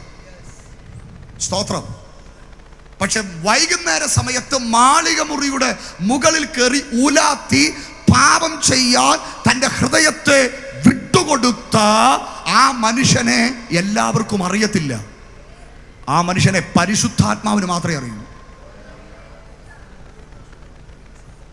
യെസ്, അവനും അറിയാം, പരിശുദ്ധാത്മാവിനും അറിയാം. ഇവർക്ക് മനസ്സിലാകുന്നില്ല. രക്തത്താൽ ജയമെടുക്കുക. ഹല്ലേലൂയ. അടിച്ച പെട്രോൾ നഷ്ടമായി പോകല്ലേ കേട്ടോ. ആമേ, കൊടുത്ത വണ്ടിക്കൂലി നഷ്ടമായി പോകല്ലേ കേട്ടോ. ഇട്ട സ്തോത്രകാഴ്ച നഷ്ടമായി പോകല്ലേ. നീ പെട്രോൾ അടിച്ചെന്ന് പറഞ്ഞൊന്നും തമ്പുരാൻ സിമ്പതി കാണിക്കുന്ന ദൈവമല്ല. ഇന്ന് പകൽക്കാലം ഞാൻ പരിശുദ്ധാത്മാവിന്റെ നിയോഗത്തോടെ പറയുന്നു, ഒരനുഗ്രഹം നിന്റെ മേൽ വെളിപ്പെടണമെന്ന് നീ ആഗ്രഹിക്കുന്നെങ്കിൽ ഇന്ന് പകൽക്കാലം നിന്റെ യഥാർത്ഥ മനുഷ്യനെ തമ്പുരാനൊന്ന് നോക്കുന്നു. നിന്റെ യഥാർത്ഥ മനുഷ്യനെ ദൈവം ഒന്ന് നോക്കുന്നു. നിന്റെ യഥാർത്ഥ മനുഷ്യനെ കർത്താവ് നോക്കുന്നു. കർത്താവിൽ നിന്ന് എന്തെങ്കിലും ലഭിക്കണമെങ്കിൽ യഥാർത്ഥ മനുഷ്യനിൽ മാറ്റം ഉണ്ടാകണം. യഥാർത്ഥ മനുഷ്യനിൽ മാറ്റം ഉണ്ടാകണം. രണ്ടാമത്തെ വ്യക്തിത്വം യോസഫാണ്. 37-ാമത്തെ അധ്യായത്തിൽ യോസഫിനെ കുറിച്ച് പഠിച്ചാൽ തികഞ്ഞ ആത്മീകനാണ് ആ മനുഷ്യൻ. എല്ലാവരുടെയും മുമ്പിൽ യോസഫ് ഒരു നല്ല മനുഷ്യനാണ്. കാരണം സഹോദരന്മാരുടെ ദുശ്രുതി, തെറ്റ് അപ്പനോട് വന്ന് അറിയിക്കുന്നു. ദൈവത്തിൽ നിന്നുള്ള ദർശനങ്ങൾ, സ്വപ്നങ്ങൾ ആ കൂട്ടത്തിൽ പ്രാപിക്കുന്നു. തികഞ്ഞ ഒരു ദൈവ മനുഷ്യനായിട്ട് 37-ാം അധ്യായത്തിൽ നമുക്ക് കാണാം. സ്തോത്രം. 39-ാമത്തെ അധ്യായത്തിന്റെ 7-8 വാക്യങ്ങളിലേക്ക് വരുമ്പോൾ അവിടെ എന്താ കാണുന്നറിയോ? ഭാഗം അറിയാം. യോസഫ് കോമളനും മനോഹരൂപിയുമായിരുന്നോട് യജമാനന്റെ ഭാര്യ യോസഫിന്റെ മേൽ കണ്ണുവെച്ചു, എന്നോട് ശയിക്ക എന്ന് പറഞ്ഞു. അടുത്ത വാക്യം, അതിന് സമ്മതിക്കാതെ യജമാന്റെ ഭാര്യയോട്, ഇതാ വീട്ടിൽ എൻ്റെ കൈവശമുള്ള യാതൊന്നും എൻ്റെ യജമാൻ അറിയുന്നില്ല, തനിക്കുള്ളതൊക്കെ എൻ്റെ കയ്യിൽ ഏൽപ്പിച്ചിരിക്കുന്നു. ഒരാമേൻ പറഞ്ഞാട്ടെ. അതിന് സമ്മതിക്കാതെ. സ്തോത്രം. നേരത്തെ ഒരു മനുഷ്യനെ കുറിച്ച് പറഞ്ഞു, ദാവീദ്. നന്നായിട്ട് പ്രൈസ് ആൻഡ് വർഷിപ്പ് ചെയ്യുന്ന ഒരു മനുഷ്യൻ.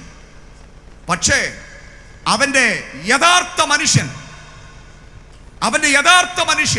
അകത്തിരിക്കുന്ന മനുഷ്യൻ ശരിയാകാത്തത് കൊണ്ട് അവൻ പലതിനും സമ്മതിച്ചു. പക്ഷെ ഇവിടെ ഒരു മനുഷ്യനുണ്ട്, അവന്റെ അകത്തെ മനുഷ്യൻ അതിന് സമ്മതിച്ചില്ല. അവന്റെ അകത്തെ മനുഷ്യൻ സമ്മതിച്ചില്ല. എന്തിന് സമ്മതിച്ചില്ല? പാപത്തിന് വേണ്ടി തൻ്റെ അകത്തെ മനുഷ്യനെ വിട്ടുകൊടുക്കാൻ താൻ സമ്മതിച്ചില്ല. സ്തോത്രം. ഹല്ലേലൂയ. അങ്ങനെയെങ്കിൽ ഇന്ന് പകൽ നിങ്ങൾ ഈ 2 വ്യക്തിത്വങ്ങളെ ഒന്ന് നോക്കിയേ. 2 പേര് വിശ്വാസത്തിലുള്ളവരാ. പക്ഷെ ഈ 2 പേർക്ക് വ്യത്യാസമുണ്ട്. ഒരുവന്റെ അകത്തെ അവന്റെ യഥാർത്ഥ മനുഷ്യനെ പിശാച് ഉപയോഗിച്ചുകൊണ്ടിരിക്കുമ്പോ യോസഫ് എന്ന് പറയുന്നവന്റെ യഥാർത്ഥ മനുഷ്യൻ ദൈവവുമായിട്ടുള്ള ബന്ധത്തിലായിരുന്നു. ആ മനുഷ്യന്റെ മേല ദൈവിക അനുഗ്രഹങ്ങളുടെ കലവറ ദൈവം തുറന്നത്. രക്തത്താൽ ജയമെടുക്കുന്നു. അപ്പോൾ നമ്മുടെ അനുഗ്രഹത്തിന് തടസ്സം നമ്മളിലെ ഒരു മനുഷ്യനുണ്ട്, ഒരു രഹസ്യ മനുഷ്യനുണ്ട്. അതാണ് ഇന്ന് പകൽക്കാലത്തെ ദൂതം. മത്തായി സുവിശേഷം 26:31 മുതൽ വായിച്ചേ.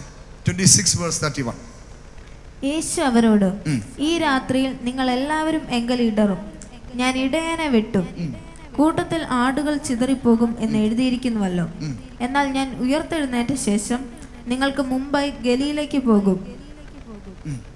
അതിന് പത്രോസ്, എല്ലാവരും നിങ്ങൾ ഇടറിയാലും ഞാൻ ഒരു നാളും ഇടറുകയില്ല എന്ന് ഉത്തരം പറഞ്ഞു. യേശു സ്തോത്രം ചെയ്താട്ടെ. പത്രോസ് എന്താ പറഞ്ഞേ? എല്ലാവരും നിന്നിൽ ഇടറിയാലും ഞാൻ ഒരു നാളും ഇടറത്തില്ല എന്നാര് പറഞ്ഞു? പത്രോസ് പറഞ്ഞു. ഇത് പറഞ്ഞപ്പോ കർത്താവ് അവന്റെ അകത്തെ മനുഷ്യനെ നോക്കി.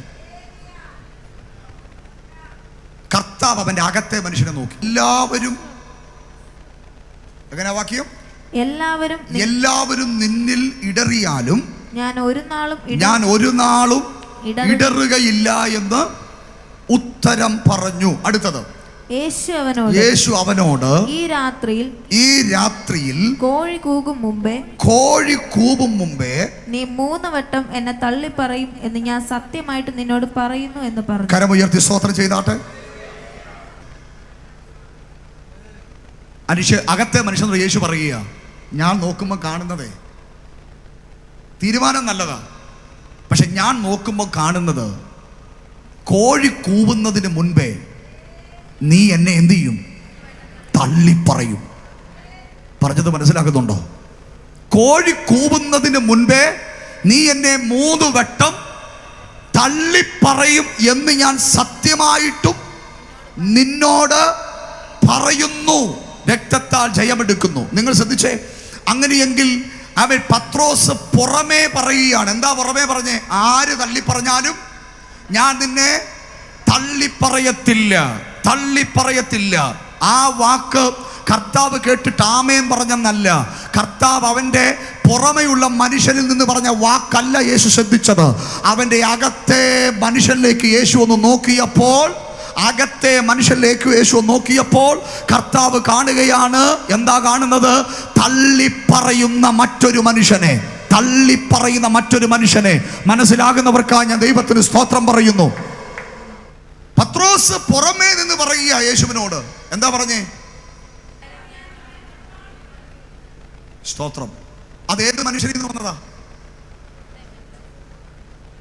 അതാ വികാരത്തിൽ നിന്ന് വന്നതാ. ഏതാ?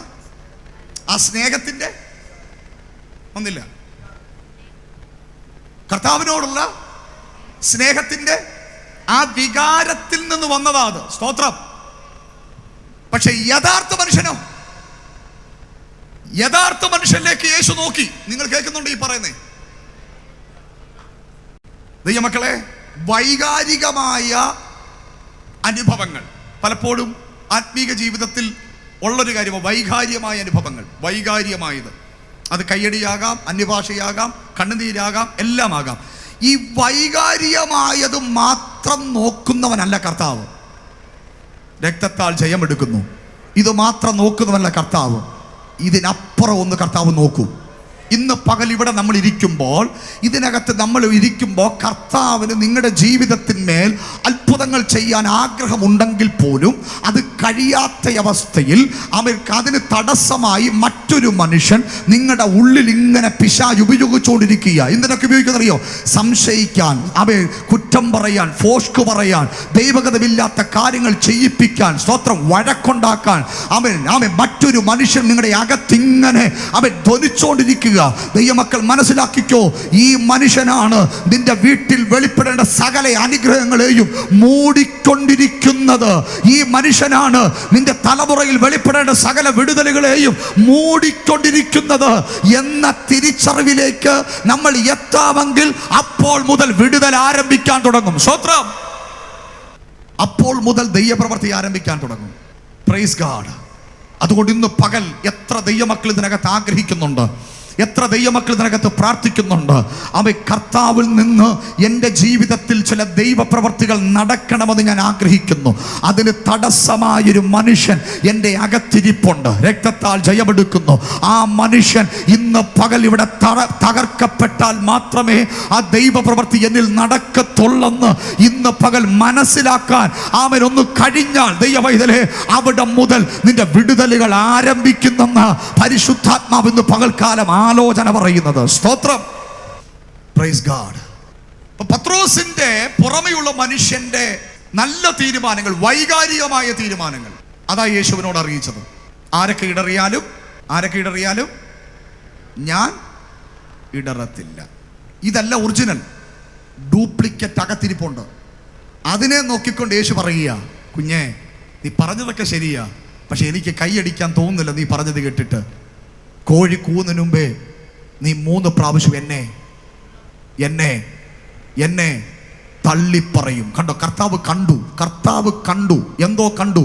നമുക്കാർക്കും കാണാൻ പറ്റാത്തൊരു മനുഷ്യനെ യേശു കണ്ടു. അവനിൽ നമുക്കാർക്കും കാണാൻ പറ്റാത്തൊരു മനുഷ്യനെ യേശു കണ്ടു. രക്തത്താൽ ജയമെടുക്കുന്നു. ഹല്ലേലൂയ.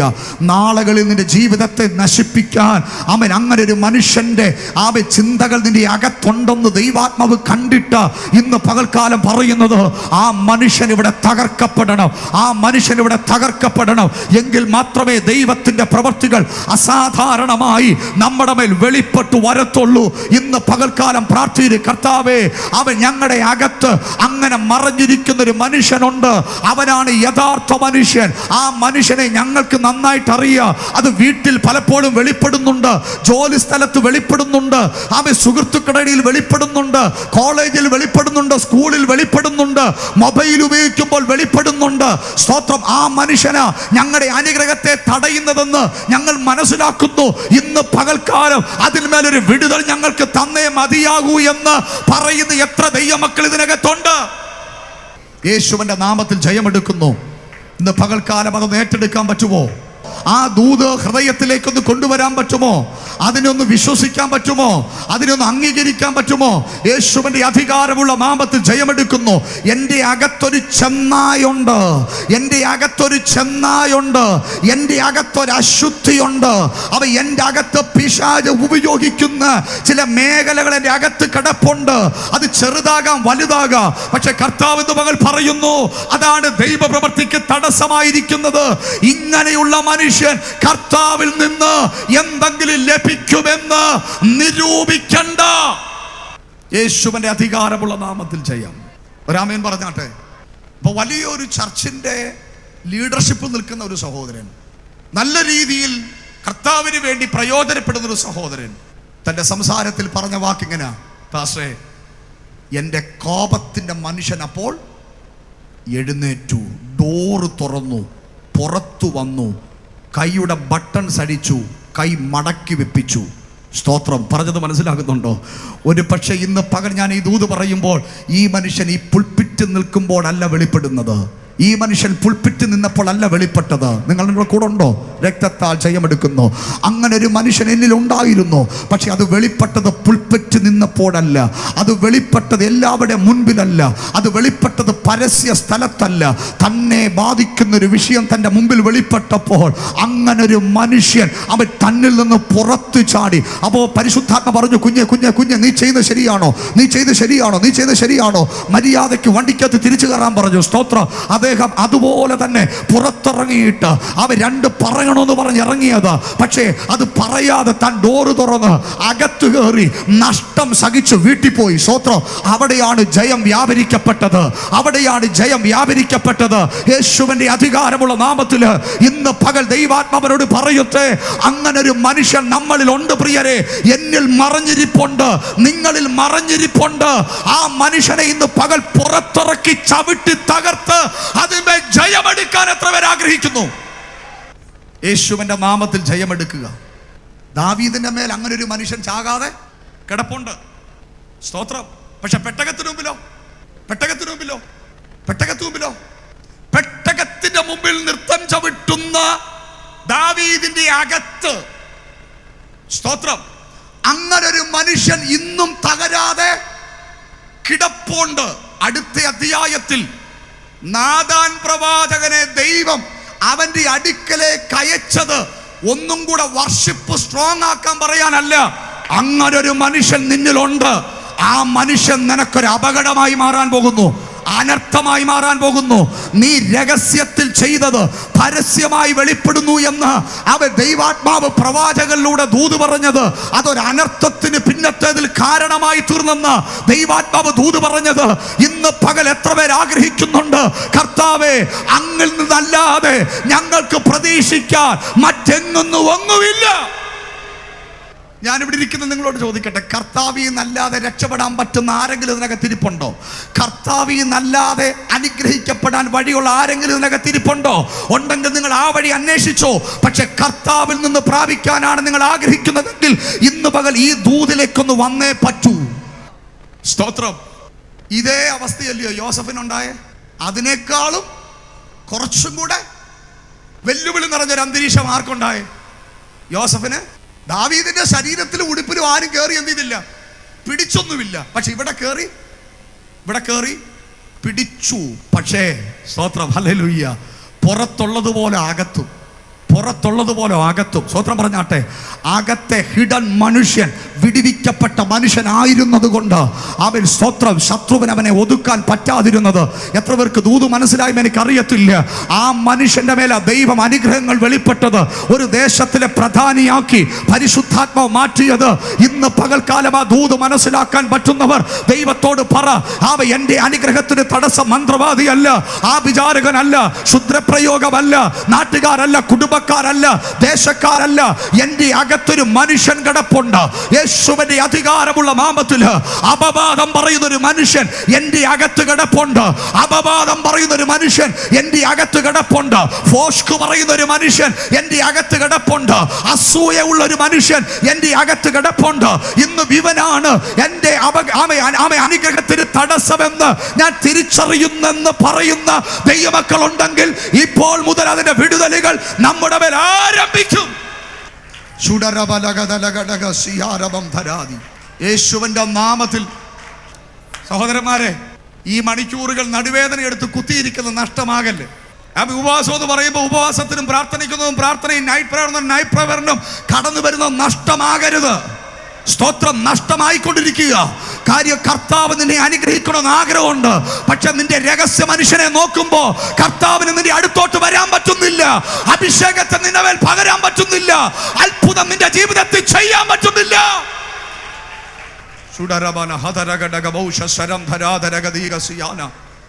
കർത്താവ് പറഞ്ഞു, പത്രോസേ, നിന്റെ തീരുമാനം എനിക്ക് ഇഷ്ടപ്പെട്ടു. പക്ഷെ ഞാൻ നിന്റെ അകത്തേക്ക് നോക്കുമ്പോൾ കാണുന്നത് എന്നെ തള്ളി പറയുന്ന ഒരു മനുഷ്യനെ. പത്രോസ് ആ ദൂതിന് മുമ്പിൽ സമർപ്പിക്കപ്പെട്ടില്ല കേട്ടോ. പുള്ളി പറഞ്ഞു, പോ കർത്താവേ, കർത്താവ് അങ്ങടെ പണി നോക്കിപ്പോ. ആര് തള്ളി പറഞ്ഞാലും ഞാൻ എന്ത് ചെയ്യത്തില്ല. എടാ, കർത്താവ് കണ്ടു പത്രോസേ, നിന്റെ ഉള്ളിലെ ഒരു മനുഷ്യനെ, നീ എടുക്കുന്ന തീരുമാനത്തിൽ നിന്നെ നിർത്താത്തൊരു മനുഷ്യൻ നിന്റെ ഉള്ളിലുണ്ട്. നീ എടുക്കുന്ന പ്രതിഷ്ഠയിൽ നിന്നെ നിർത്താത്തൊരു മനുഷ്യൻ നിന്റെ ഉള്ളിലുണ്ട്. അവ അതുവഴി പോകല്ലെന്ന് ചിന്തിച്ചാലും അതുവഴി നിന്നെ കൊണ്ടുപോകുന്ന ഒരു മനുഷ്യൻ നിന്റെ ഉള്ളിലുണ്ട്. അല്ലേ? സത്യമായിട്ടല്ലേ? ഇനി എന്തൊക്കെ ഉണ്ടായാലും ഞാൻ വീട്ടിൽ വഴക്ക് ഉണ്ടാക്കത്തില്ല എന്ന് നമ്മൾ പല പ്രാവശ്യം തീരുമാനമെടുത്ത് പോയിട്ടും ആ മനുഷ്യൻ നമ്മളെ കൊണ്ട് എന്ത് ചെയ്തു? ഇനി തല പോയാലും കള്ളം ഞാൻ എന്ത് ചെയ്യത്തില്ല, പറയത്തില്ല എന്ന് പറഞ്ഞ് തീരുമാനമെടുത്ത നമ്മളെ കൊണ്ട് അവൻ പറയിച്ചു. ഇതുകൊണ്ട് പൗലോസ് ഒരു പ്രാർത്ഥന പ്രാർത്ഥിച്ചേ. എന്താ പ്രാർത്ഥന എന്നറിയോ? അയ്യോ, ഞാൻ അരിഷ്ട മനുഷ്യൻ. ആ വാക്യം കൂടെ വായിച്ച് ഞാൻ പ്രാർത്ഥിക്കാൻ പോവാം. റോമാലേഖനം 7-ാം അധ്യായം 24-ാമത്തെ വാക്യം. റോമാലേഖനം 7-ാം അധ്യായം 24-ാമത്തെ വാക്യം. അയ്യോ, ഞാൻ അരിഷ്ട മനുഷ്യൻ, ഈ മരണത്തിന് അധീനമായ ശരീരത്തിൽ നിന്ന് എന്നെ ആർ വിടുവിക്കും. അതിന്റെ 19-ാമത്തെ വാക്യം, അതിന്റെ 18-ാമത്തെ വാക്യം. 18-ാം വാക്യം. എന്നിൽ എന്ന് വെച്ചാൽ എൻ്റെ ജഡത്തിൽ നന്മ വസിക്കുന്നില്ല എന്ന് ഞാൻ അറിയുന്നു. നന്മ ചെയ്യുവാനുള്ള താല്പര്യം എനിക്കുണ്ട്. എന്തോ താല്പര്യമുണ്ട്. എനിക്ക് നന്മ ചെയ്യാനുള്ള താല്പര്യം എനിക്കുണ്ട്. പക്ഷേ പ്രവർത്തിക്കുന്നതോ ഇല്ല. താല്പര്യം എനിക്കുണ്ട് പാസ്റ്റേ, പക്ഷെ എന്ത് ചെയ്യാൻ പറ്റുന്നില്ല, പ്രവൃത്തിയിലേക്ക് കൊണ്ടുവരാൻ സാധിക്കുന്നില്ല. അതുകൊണ്ടാണ് 24-ാം വാക്യത്തിൽ താൻ നിലവിളിച്ച് ചങ്ക് തകർന്ന് പ്രാർത്ഥിച്ചത് എന്താ പ്രാർത്ഥിച്ചത്? അയ്യോ ഞാൻ അരിഷ്ട മനുഷ്യൻ, ഈ മരണത്തിന് അധീനമായ ശരീരത്തിൽ നിന്ന് എന്നെ ആര് വിടുവിക്കും? നമ്മുടെ കർത്താവായ യേശു ക്രിസ്തു മുഖാന്തരം ഞാൻ ദൈവത്തിന് വിടുതൽ ഇന്ന് പകൽ നടക്കും. കർത്താവായ യേശു ക്രിസ്തു മുഖാന്തരമല്ലാതെ അത് നടക്കത്തില്ല. യേശു ക്രിസ്തു മുഖാന്തരം ആ വിടുതൽ ഇന്ന് പകൽക്കാലം നടക്കും. ഒരു കാര്യം പരമാർത്ഥമാണ്, സത്യമാണ്. ഇതല്ല മറ്റൊരു മനുഷ്യനാ യഥാർത്ഥ മനുഷ്യൻ, അല്ലേ? ഇതല്ല മറ്റൊരു മനുഷ്യനാ യഥാർത്ഥ മനുഷ്യൻ. സ്തോത്രം. ഉണ്ടോ അങ്ങനൊരു മനുഷ്യനെ നിനക്ക് മനസ്സിലാക്കാൻ പറ്റുന്നുണ്ടോ ജീവിതത്തിൽ? ഈ മനുഷ്യനല്ല 9:30 മുതൽ 1 മണി വരെയോ 1:30 വരെയോ ഈ ചർച്ചനകത്തിരിക്കുന്ന ഈ മനുഷ്യനല്ല. മറ്റൊരു അപകടകരമായൊരു മനുഷ്യൻ നമ്മുടെ അകത്തില്ലേ? സ്തോത്രം. നമ്മൾ ഇച്ഛിക്കാത്ത പലതും ആ മനുഷ്യൻ നമ്മെ കൊണ്ട് 4 പേര് കൂടുമ്പോ 2 പേര് കൂടുമ്പോ സ്തോത്രം ഇച്ഛിക്കാത്ത പലതും ആ മനുഷ്യൻ നമ്മെ കൊണ്ട് ചെയ്യിക്കുന്നു. അങ്ങനെയെങ്കിൽ ഇന്ന് പകൽക്കാലം തിരിച്ചറിയണം, ആ മനുഷ്യനാണ് നിന്റെ മേൽ വെളിപ്പെടേണ്ട വിടുതലുകളെ ബ്ലോക്കാക്കി വെച്ചിരിക്കുന്നത്. ആ മനുഷ്യനാണ് നമ്മുടെ അനുഗ്രഹത്തെ തടഞ്ഞു വെച്ചിരിക്കുന്നത്. ഇന്ന് പകൽ അതിൽ നിന്നൊരു ജയം പ്രാപിക്കാൻ നിങ്ങൾ എത്ര പേര് ആഗ്രഹിക്കുന്നുണ്ട്? എല്ലാ കണ്ണുകളും അടച്ചാട്ടെ. എനിക്കറിയാം, ശരിക്കും ഇത് പറഞ്ഞ് നിങ്ങൾക്ക് ബോധ്യപ്പെടുത്താൻ എത്രത്തോളം കഴിഞ്ഞെന്ന് എനിക്കറിയില്ല. പക്ഷെ ഞാൻ പരമാർത്ഥമായിട്ട് നിങ്ങളെ ശുശ്രൂഷിക്കുകയാണ്. ഒരു വെച്ചുകെട്ടുമില്ല. വചനം വചനമാണ്, സത്യമാണ്. ഇങ്ങനെയുള്ള മനുഷ്യൻ കർത്താവിൽ നിന്ന് ഒന്നും പ്രതീക്ഷിക്കണം. ഇങ്ങനെയുള്ള മനുഷ്യൻ കർത്താവിൽ നിന്ന് എന്തെങ്കിലും ലഭിക്കുമെന്ന് നിരൂപിക്കണ്ട. പക്ഷെ ഇന്ന് പകൽക്കാലം പറ, കർത്താവേ, അവസാനത്തെ പിടിവള്ളി നീയാ ഞങ്ങളുടെ അവസാനത്തെ പിടിവള്ളി. നിന്നിൽ നിന്ന് ഒന്നും ഞങ്ങൾക്ക് കിട്ടാതിരിക്കുക എന്നത് ഞങ്ങൾക്ക് ചിന്തിക്കാൻ കഴിയത്തില്ല. പക്ഷെ ഞങ്ങൾ ഇങ്ങനെ കാത്തിരിക്കുക ഓരോ ദിവസവും. പക്ഷെ അതിനെ ബ്ലോക്ക് ചെയ്യുന്ന ഒരു മേഖല ഇന്ന് പകൽ ഞങ്ങൾക്ക് മനസ്സിലായി. അതിനെ തടയുന്ന ഒരു മേഖല ഞങ്ങൾക്ക് മനസ്സിലായി. ആ മേഖലയെ ഞങ്ങൾ ഇന്ന് പകൽ തിരിച്ചറിയുന്നുണ്ട്. ആ മേഖല ഇന്ന് പകൽ ഞങ്ങൾ ഇന്ന് പൊട്ടി മാറിയേ മതിയാകൂ. അതിനുവേണ്ടി ഇന്ന് പകൽക്കാലം ഏൽപ്പിച്ചു കൊടുക്കുവാൻ, സമർപ്പിക്കുവാൻ മനസ്സുള്ള എത്ര ദൈവമക്കൾ ഇതിനകത്തുണ്ട്. നിങ്ങൾ കണ്ണുകളെ അടച്ച് ദൈവത്തിൻ്റെ ആത്മാവ് ഇടപെടുന്നെന്ന് ബോധ്യമുണ്ടെങ്കിൽ ദൈവസന്നിധിയിൽ സമർപ്പിച്ച് പ്രാർത്ഥിച്ചോ. ദൈവസന്നിധിയിൽ സമർപ്പിച്ച് പ്രാർത്ഥിച്ചോ. മറ്റൊരു മനുഷ്യൻ, ആ മനുഷ്യനെ ആർക്കും അറിയത്തില്ല. ഒരുപക്ഷെ എൻ്റെ ഭാര്യയ്ക്ക് അറിയാമായിരിക്കാം, ചിലപ്പോൾ എൻ്റെ ഭർത്താവിന് അറിയാമായിരിക്കാം, ചിലപ്പോൾ എൻ്റെ വീട്ടുകാർക്ക് അറിയാമായിരിക്കാം, ചിലപ്പോൾ ആർക്കും അറിയത്തില്ലായിരിക്കാം. എൻ്റെ ഇടപാടുകളൊക്കെ വളരെ സീക്രട്ടായിട്ടായിരിക്കാം. പക്ഷെ അങ്ങനൊരു മനുഷ്യൻ എന്നിലുണ്ട്. വളരെ അപകടകരമായ കാര്യങ്ങളിലേക്ക് എൻ്റെ വിടുതലിനെ തടസ്സപ്പെടുത്തുന്നൊരു മനുഷ്യൻ എന്നിലുണ്ട്. അങ്ങനൊരു മനുഷ്യൻ എന്നിലുണ്ട്. യെസ്, ദാവീദിനെ പോലെ ആരാധിക്കുന്ന എന്നിൽ അങ്ങൊരു മനുഷ്യൻ കിടപ്പുണ്ട്. അത് ചില സമയങ്ങളിൽ പൊട്ടിത്തെറിക്കും. അത് ചില സന്ദർഭങ്ങളിൽ വികാരഭരിതനാകും. അത് ചില സന്ദർഭങ്ങളിൽ ഞാൻ ഇച്ഛിക്കാത്തതും എന്നെ ദൈവാത്മാവ് പഠിപ്പിച്ചതുമായ വഴിയിൽ നിന്നൊക്കെ എന്നെ തെറ്റിക്കുന്ന മറ്റൊരു മനുഷ്യൻ എന്നിലുണ്ട്. ഞാൻ തിരിച്ചറിയുന്ന കർത്താവേ, ആ മനുഷ്യനെ നോക്കിയാണ് കർത്താവ് വിടുതൽ പകരുന്നത്. പക്ഷെ ആ മനുഷ്യനെ നോക്കിയാൽ കർത്താവിനൊന്നും എൻ്റെ ജീവിതത്തിൽ ചെയ്യാൻ പറ്റത്തില്ല. പക്ഷെ യോസഫിനെ നോക്ക്, ആ മനുഷ്യൻ അവരിൽ നിന്ന് തകർന്നിരുന്നു. അതുകൊണ്ടാണ് അവനെ മേൽ കർത്താവ് തൻ്റെ കരത്തെ ചലിപ്പിച്ചത്. ഇന്ന് പകൽക്കാലം ഏൽപ്പിച്ചു കൊടുക്ക്. ശിമോനെ, നീ കാണാത്തൊരു മനുഷ്യൻ നിന്നിൽ കിടപ്പുണ്ട്. അവൻ കർത്താവിനെ തള്ളി പറയാൻ സാധ്യതയുള്ള മനുഷ്യൻ നിന്നിൽ കിടപ്പുണ്ട്. അത് ദൈവാത്മ മുൻകൂട്ടി നിന്നോട് ദൂത് പറയുമ്പോൾ അത് സമ്മതിച്ച് ഏറ്റെടുത്ത് അത് പ്രാർത്ഥിച്ച് ജയം പ്രാപിക്കാൻ നീ മനസ്സ് വെക്കേണ്ടതിന് പകരം നീ പറഞ്ഞു, ഇല്ല പാസ്റ്റർ, ഇല്ല, ഞാൻ ഒരിക്കലും അങ്ങനെ സംഭവിക്കുകയില്ല. എന്നാൽ കർത്താവ് കണ്ടിട്ടാണ് ഇത് പറഞ്ഞത്.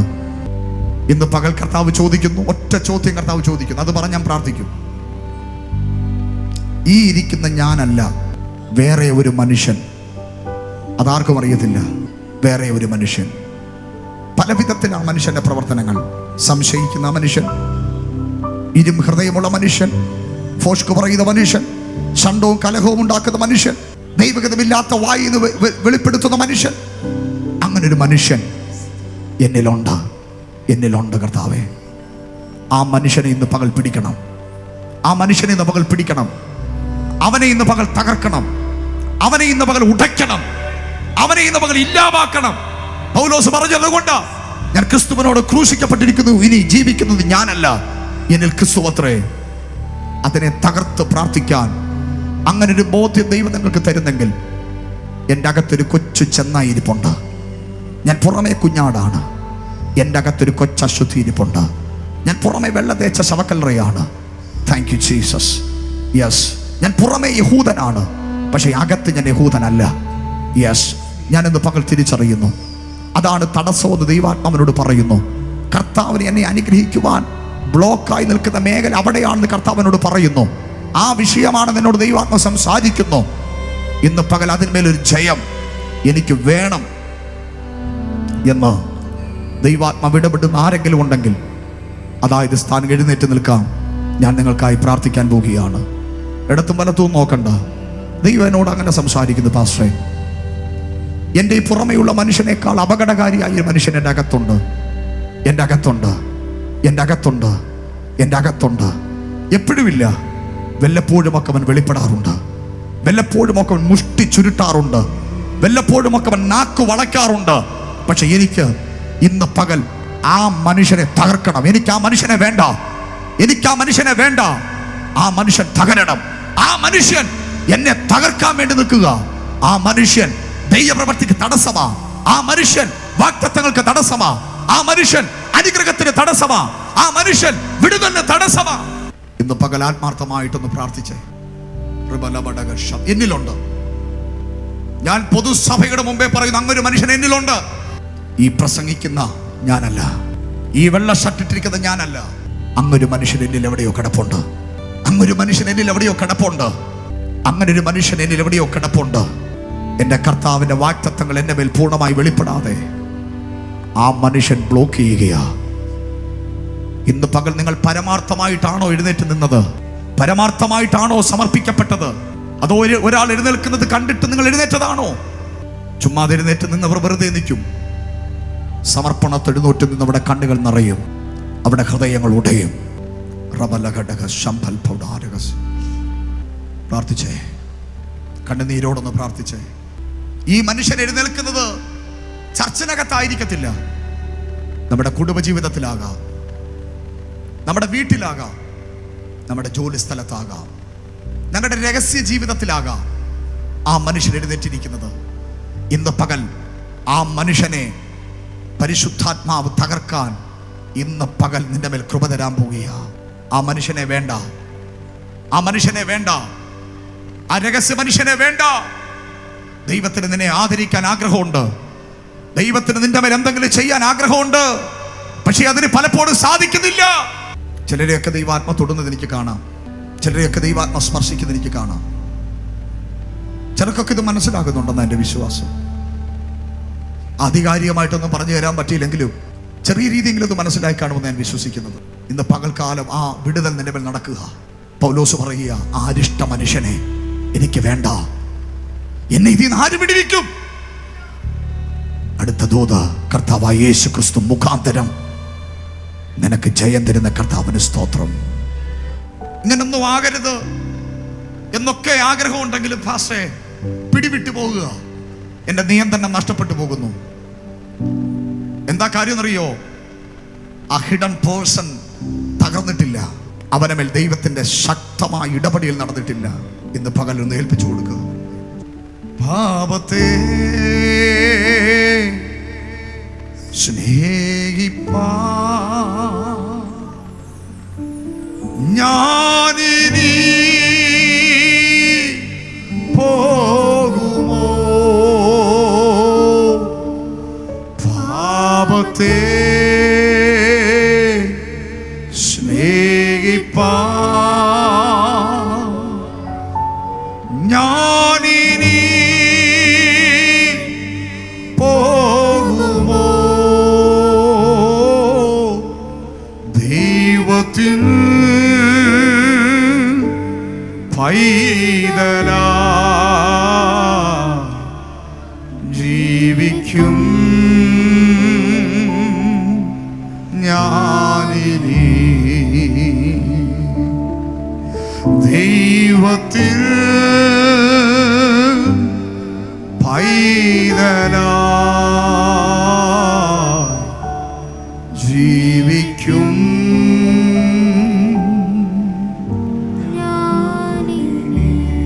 വിശ്വാസമുള്ള പത്രോസ് വെള്ളത്തിന്റെ പുറത്തുകൂടെ നടന്നപ്പോൾ സംശയിച്ച മനുഷ്യൻ ആ വെള്ളത്തിൽ താണുപോയി. സംശയിച്ച മനുഷ്യൻ വെള്ളത്തിൽ താണുപോയി. ഇന്ന് പകൽ നിന്നെ താഴോട്ട് താക്കുന്ന മനുഷ്യനെ ദൈവം അറസ്റ്റ് ചെയ്യാൻ പോവുക. നിന്നെ താത്തുകൊണ്ടിരിക്കുന്ന, നിന്നെ താത്ത് താത്ത് താത്ത് താത്ത് അടജന ഭ്യലകന വൈശസിയ ചിലതിന്റെ മീതെ ചവിട്ടി നിൽക്കേണ്ട നിന്നെ താത്ത് താത്ത് കൊണ്ടുവരുന്ന ആ മനുഷ്യൻ നിന്നിൽ തന്നെയുണ്ട്. അട പത്രോസേ, നീ താണത് ആര് നിന്റെ കാലെ പിടിച്ച് താത്തതല്ല പത്രോസേ. ഒരു മന്ത്രവാദി വന്ന് പിടിച്ച് താത്തതല്ല. നിന്നിൽ പൊട്ടാതെ നിൽക്കുന്ന ആ സംശയത്തിന്റെ മനുഷ്യനാ നിന്നെ ഇപ്പൊ വെള്ളത്തിന്റെ താഴോട്ട് കൊണ്ടുപോകുന്നേ. ഉടരബലഘടകസിയാരബം ധരാധരഘടകസിയ അടകജനം ധുരിഘടക സന്തൽ പൗഡവശസിയാന. കർത്താവിനോട് ശക്തമായി പറയുന്ന ദൂത് മനസ്സിലാകുന്നവർക്കായി സ്തോത്രം. നിന്നെ ഇപ്പോൾ താത്തുകൊണ്ടിരിക്കുന്നത് നിന്നിലുള്ള സംശയത്തിന്റെ മനുഷ്യനാ, നിന്നിലുള്ള ഇരു മനസ്സുള്ള മനുഷ്യനാ നിന്നെ ഇപ്പോൾ താത്തുകൊണ്ടിരിക്കുന്നത്. പക്ഷെ ഇന്ന് പകൽ അവൻ നീ ഒന്ന് കരം നീട്ടി നാഥാ എന്നെ ഒന്ന് രക്ഷിക്കണമെന്ന് നിലവിളിക്കാമെങ്കിൽ നിന്റെ കയ്യെ പിടിച്ച് നിന്നെ താത്തുകൊണ്ടിരിക്കുന്ന ആ മനുഷ്യനെ നിന്നിൽ നിന്ന് പൊട്ടിച്ച് നിന്നെ വിശ്വാസമുള്ള ഒരു മനുഷ്യനാക്കി തീർത്ത് അവൻ തമ്പുരാന് വഴി നിർത്താൻ അവൻ ശക്തനാണ്.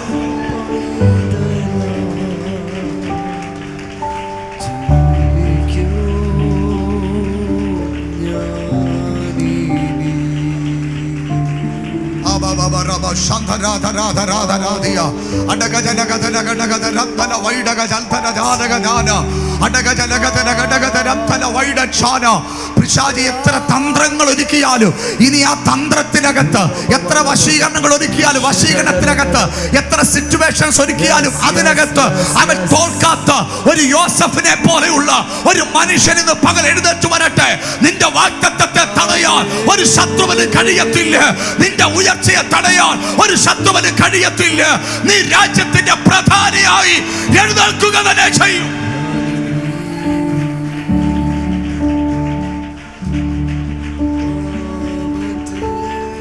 യേശുവിന്റെ നാമത്തിൽ ഇന്ന് പകൽ ദൈവാത്മാവനോട് പറയുന്നു, വലിച്ചിറക്ക്. നിന്റെ അകത്ത് നാം മനുഷ്യനെ വലിച്ചിറക്ക്. നിന്റെ അകത്ത് നാം മനുഷ്യനെ വലിച്ചിറക്ക്. നിന്റെ അകത്ത് നാം മനുഷ്യനെ വലിച്ചിറക്കിയിട്ട് പറ, എനിക്ക് നിന്നെ വേണ്ട. നീ എന്റെ അനുഗ്രഹത്തെ തടഞ്ഞവനാ. ആ കോപ മനുഷ്യനെ, ആ ഭോഷ്കിന്റെ മനുഷ്യനെ, ആ അപവാദത്തിന്റെ മനുഷ്യനെ, ആ സംശയത്തിന്റെ മനുഷ്യനെ, ആ ജഡ മനുഷ്യനെ ഇന്ന് പകൽ വലിച്ചിറക്കിയിട്ട് ഇന്ന് പകൽ പറ, എന്നെ ഒന്ന് തൊടണമേ എന്ന്.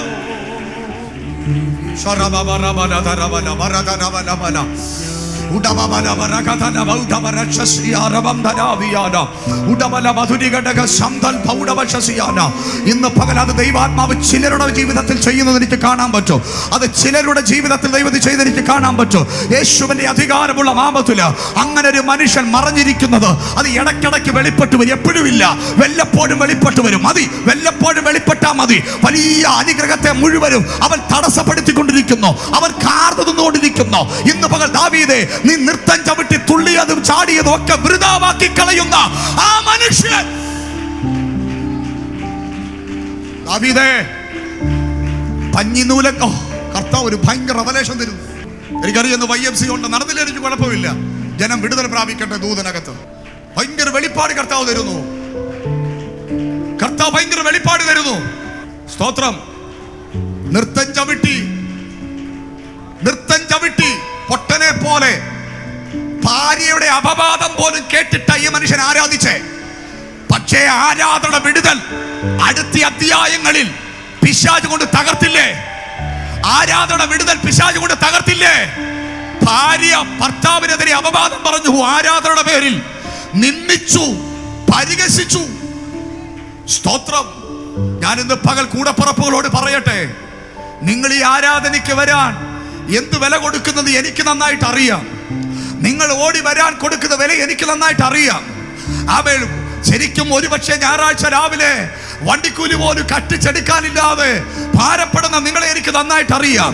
പക്ഷെ ഇന്ന് പകൽ ഞാൻ ആത്മാവിൽ പറയുന്നു, ദാവീദേ, നീ പൂർണ്ണ ആരോഗ്യം ആരാധന സ്ഥലത്ത് കൊടുത്ത് നിന്റെ ഭാര്യയുടെ നിന്ന പോലും കേൾക്കാതെ ദൈവത്തിന് വേണ്ടി നിന്ന് ആരാധിക്കാൻ വേണ്ടി നീ മനസ്സ് വെച്ച് നിന്റെ മേൽ വെളിപ്പെടേണ്ട വലിയ വിടുതലനെയല്ലയോ അടുത്ത അധ്യായത്തിൽ ആ ദുഷ്ട പിശാച് നിന്റെ അകത്തെ മനുഷ്യനിലൂടെ പുറത്തു ചാടിച്ചത്. എത്ര ഉപവാസത്തിന്റെ അനുഗ്രഹങ്ങൾ ഈ മനുഷ്യൻ തകർത്തു, എത്ര പ്രാർത്ഥനയുടെ അനുഗ്രഹങ്ങൾ ഈ മനുഷ്യൻ തകർത്തു യേശുവിന്റെ നാമത്തിൽ. ഇന്ന് പകൽ ദാവീദേ, നാഥാൻ പ്രവാചകനെ അയച്ച് ദൈവം നിന്നോട് ദൂത് പറയുമ്പോൾ ഇന്ന് പകൽ നീ പറ, എനിക്ക് ആ മനുഷ്യനെ വേണ്ട, എനിക്ക് ആ മനുഷ്യനിൽ ഒരു ജയം ആവശ്യമാണെന്ന് ഇന്ന് പകൽ പറഞ്ഞ് പ്രാർത്ഥിക്കാൻ നിനക്ക് കഴിയുമെങ്കിൽ കർത്താവ് നിന്നെ ഇന്ന് പകൽ വിടുവിക്കാൻ ശക്തനാണ്.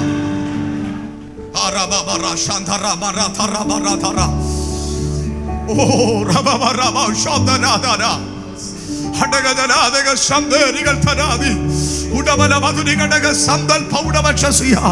കർത്താവിന് ചിലതൊക്കെ നിന്റെ ജീവിതത്തിൽ ചെയ്യണമെന്ന് ആഗ്രഹമുണ്ട്, ചെയ്യണമെന്ന് ആഗ്രഹമുണ്ട്, ചെയ്യണമെന്ന് ആഗ്രഹമുണ്ട്, ചെയ്യണമെന്ന് ആഗ്രഹമുണ്ട്. പക്ഷെ കർത്താവിനെ പോലെ തടയുന്ന നിലയിൽ, കർത്താവിനെ പോലെ കഴിയാതാക്കാത്ത രീതിയിൽ, കർത്താവിന് പോലും സാധിക്കാത്ത വിധത്തിൽ ദാണ്ട് ഒരു മനുഷ്യൻ, ഇങ്ങനെയുള്ള ഒരു മനുഷ്യൻ നിൽക്കുക. ആ മനുഷ്യൻ വേണ്ട. തിമോത്തിയോസോട് പൗലോസ് പറഞ്ഞതുപോലെ, നീയോ ദൈവത്തിന്റെ മനുഷ്യനായുള്ളവേ, നീയോ ദൈവത്തിന്റെ മനുഷ്യനായുള്ളവേ.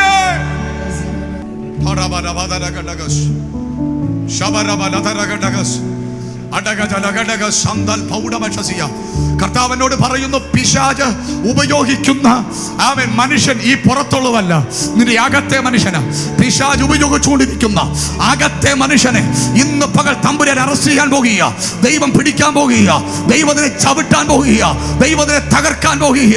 തമ്പുരാൻ അതിന്മേൽ നിനക്ക് ജയം വരാൻ പോകുക. ഇനി ആ മനുഷ്യൻ നിന്നെ വാഴത്തില്ല, ഇനി ആ മനുഷ്യൻ നിന്നെ വാഴത്തില്ല, ആ മനുഷ്യൻ നിന്നെ വാഴത്തില്ല. യേശുവിന്റെ അധികാരമുള്ള നാമത്തിൽ നിന്നെ ഒരു കുഞ്ഞാടിനെ പോലെ ആക്കി തീർക്കത്തക്ക രീതിയിൽ ചില ചെന്നായ്ക്കൾ പുറത്തു വരുന്നു. ചില ചെന്നായ്ക്കളെ ദൈവാത്മാവ് നിന്നെ പിടിക്കുന്നു. ചില ചെന്നായുടെ ശക്തികളെ തമ്പുരാൻ നിന്നെ പിടിക്കുന്നു. ചില ചെന്നായുടെ വ്യാപാരങ്ങളെ ദൈവം നിന്നെ പിടിക്കുക.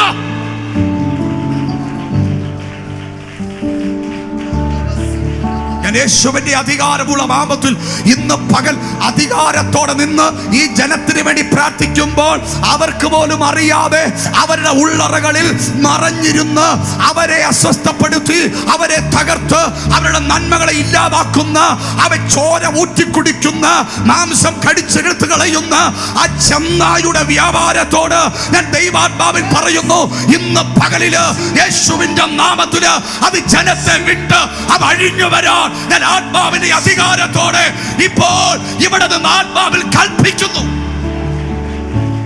അഴിഞ്ഞവൻ യേശുവിന്റെ നാമത്തിൽ ഇത് പകൽ അടജലം ധരകക്ഷം വട്ടകത്തി വാരികട്ടി വഞ്ചൽ കടകസിയ അടകച്ചലം ധരകടക ബൗഡമലക്ഷസിയാന. ഇന്ന് പകൽ തമ്പുരാൻ ചിലതിനെ പിടിക്കുന്നു, ദൈവം പിടിക്കുന്നു, കർത്താവ് പിടിക്കുന്നു, പരിശുദ്ധാത്മാവ് പിടിക്കുന്നു. യേശുവിന്റെ നാമത്തിൽ ചില ചെന്നായുടെ ഹൃദയങ്ങളെ ദൈവം പിടിക്കുന്നു, ചില ഫോഷ്കിന്റെ ഹൃദയങ്ങളെ ദൈവം പിടിക്കുന്നു, ചില അസൂയയുടെ ഹൃദയങ്ങളെ ദൈവം പിടിക്കുന്നു. ഇന്ന് പകൽ കർത്താവ് പിടിക്കുന്നു. കർത്താവ് നിനക്ക് വേറെ ഒരു ഹൃദയം തരുന്നു, കർത്താവ് നിനക്ക് വേറെ ഒരു മനസ്സ് തരുന്നു. അല്ലാത്തതൊക്കെ നിന്നിൽ നിന്ന് ഇന്ന് പകൽ യേശുവിന്റെ നാമത്തിൽ അഴിഞ്ഞു മാറട്ടെ.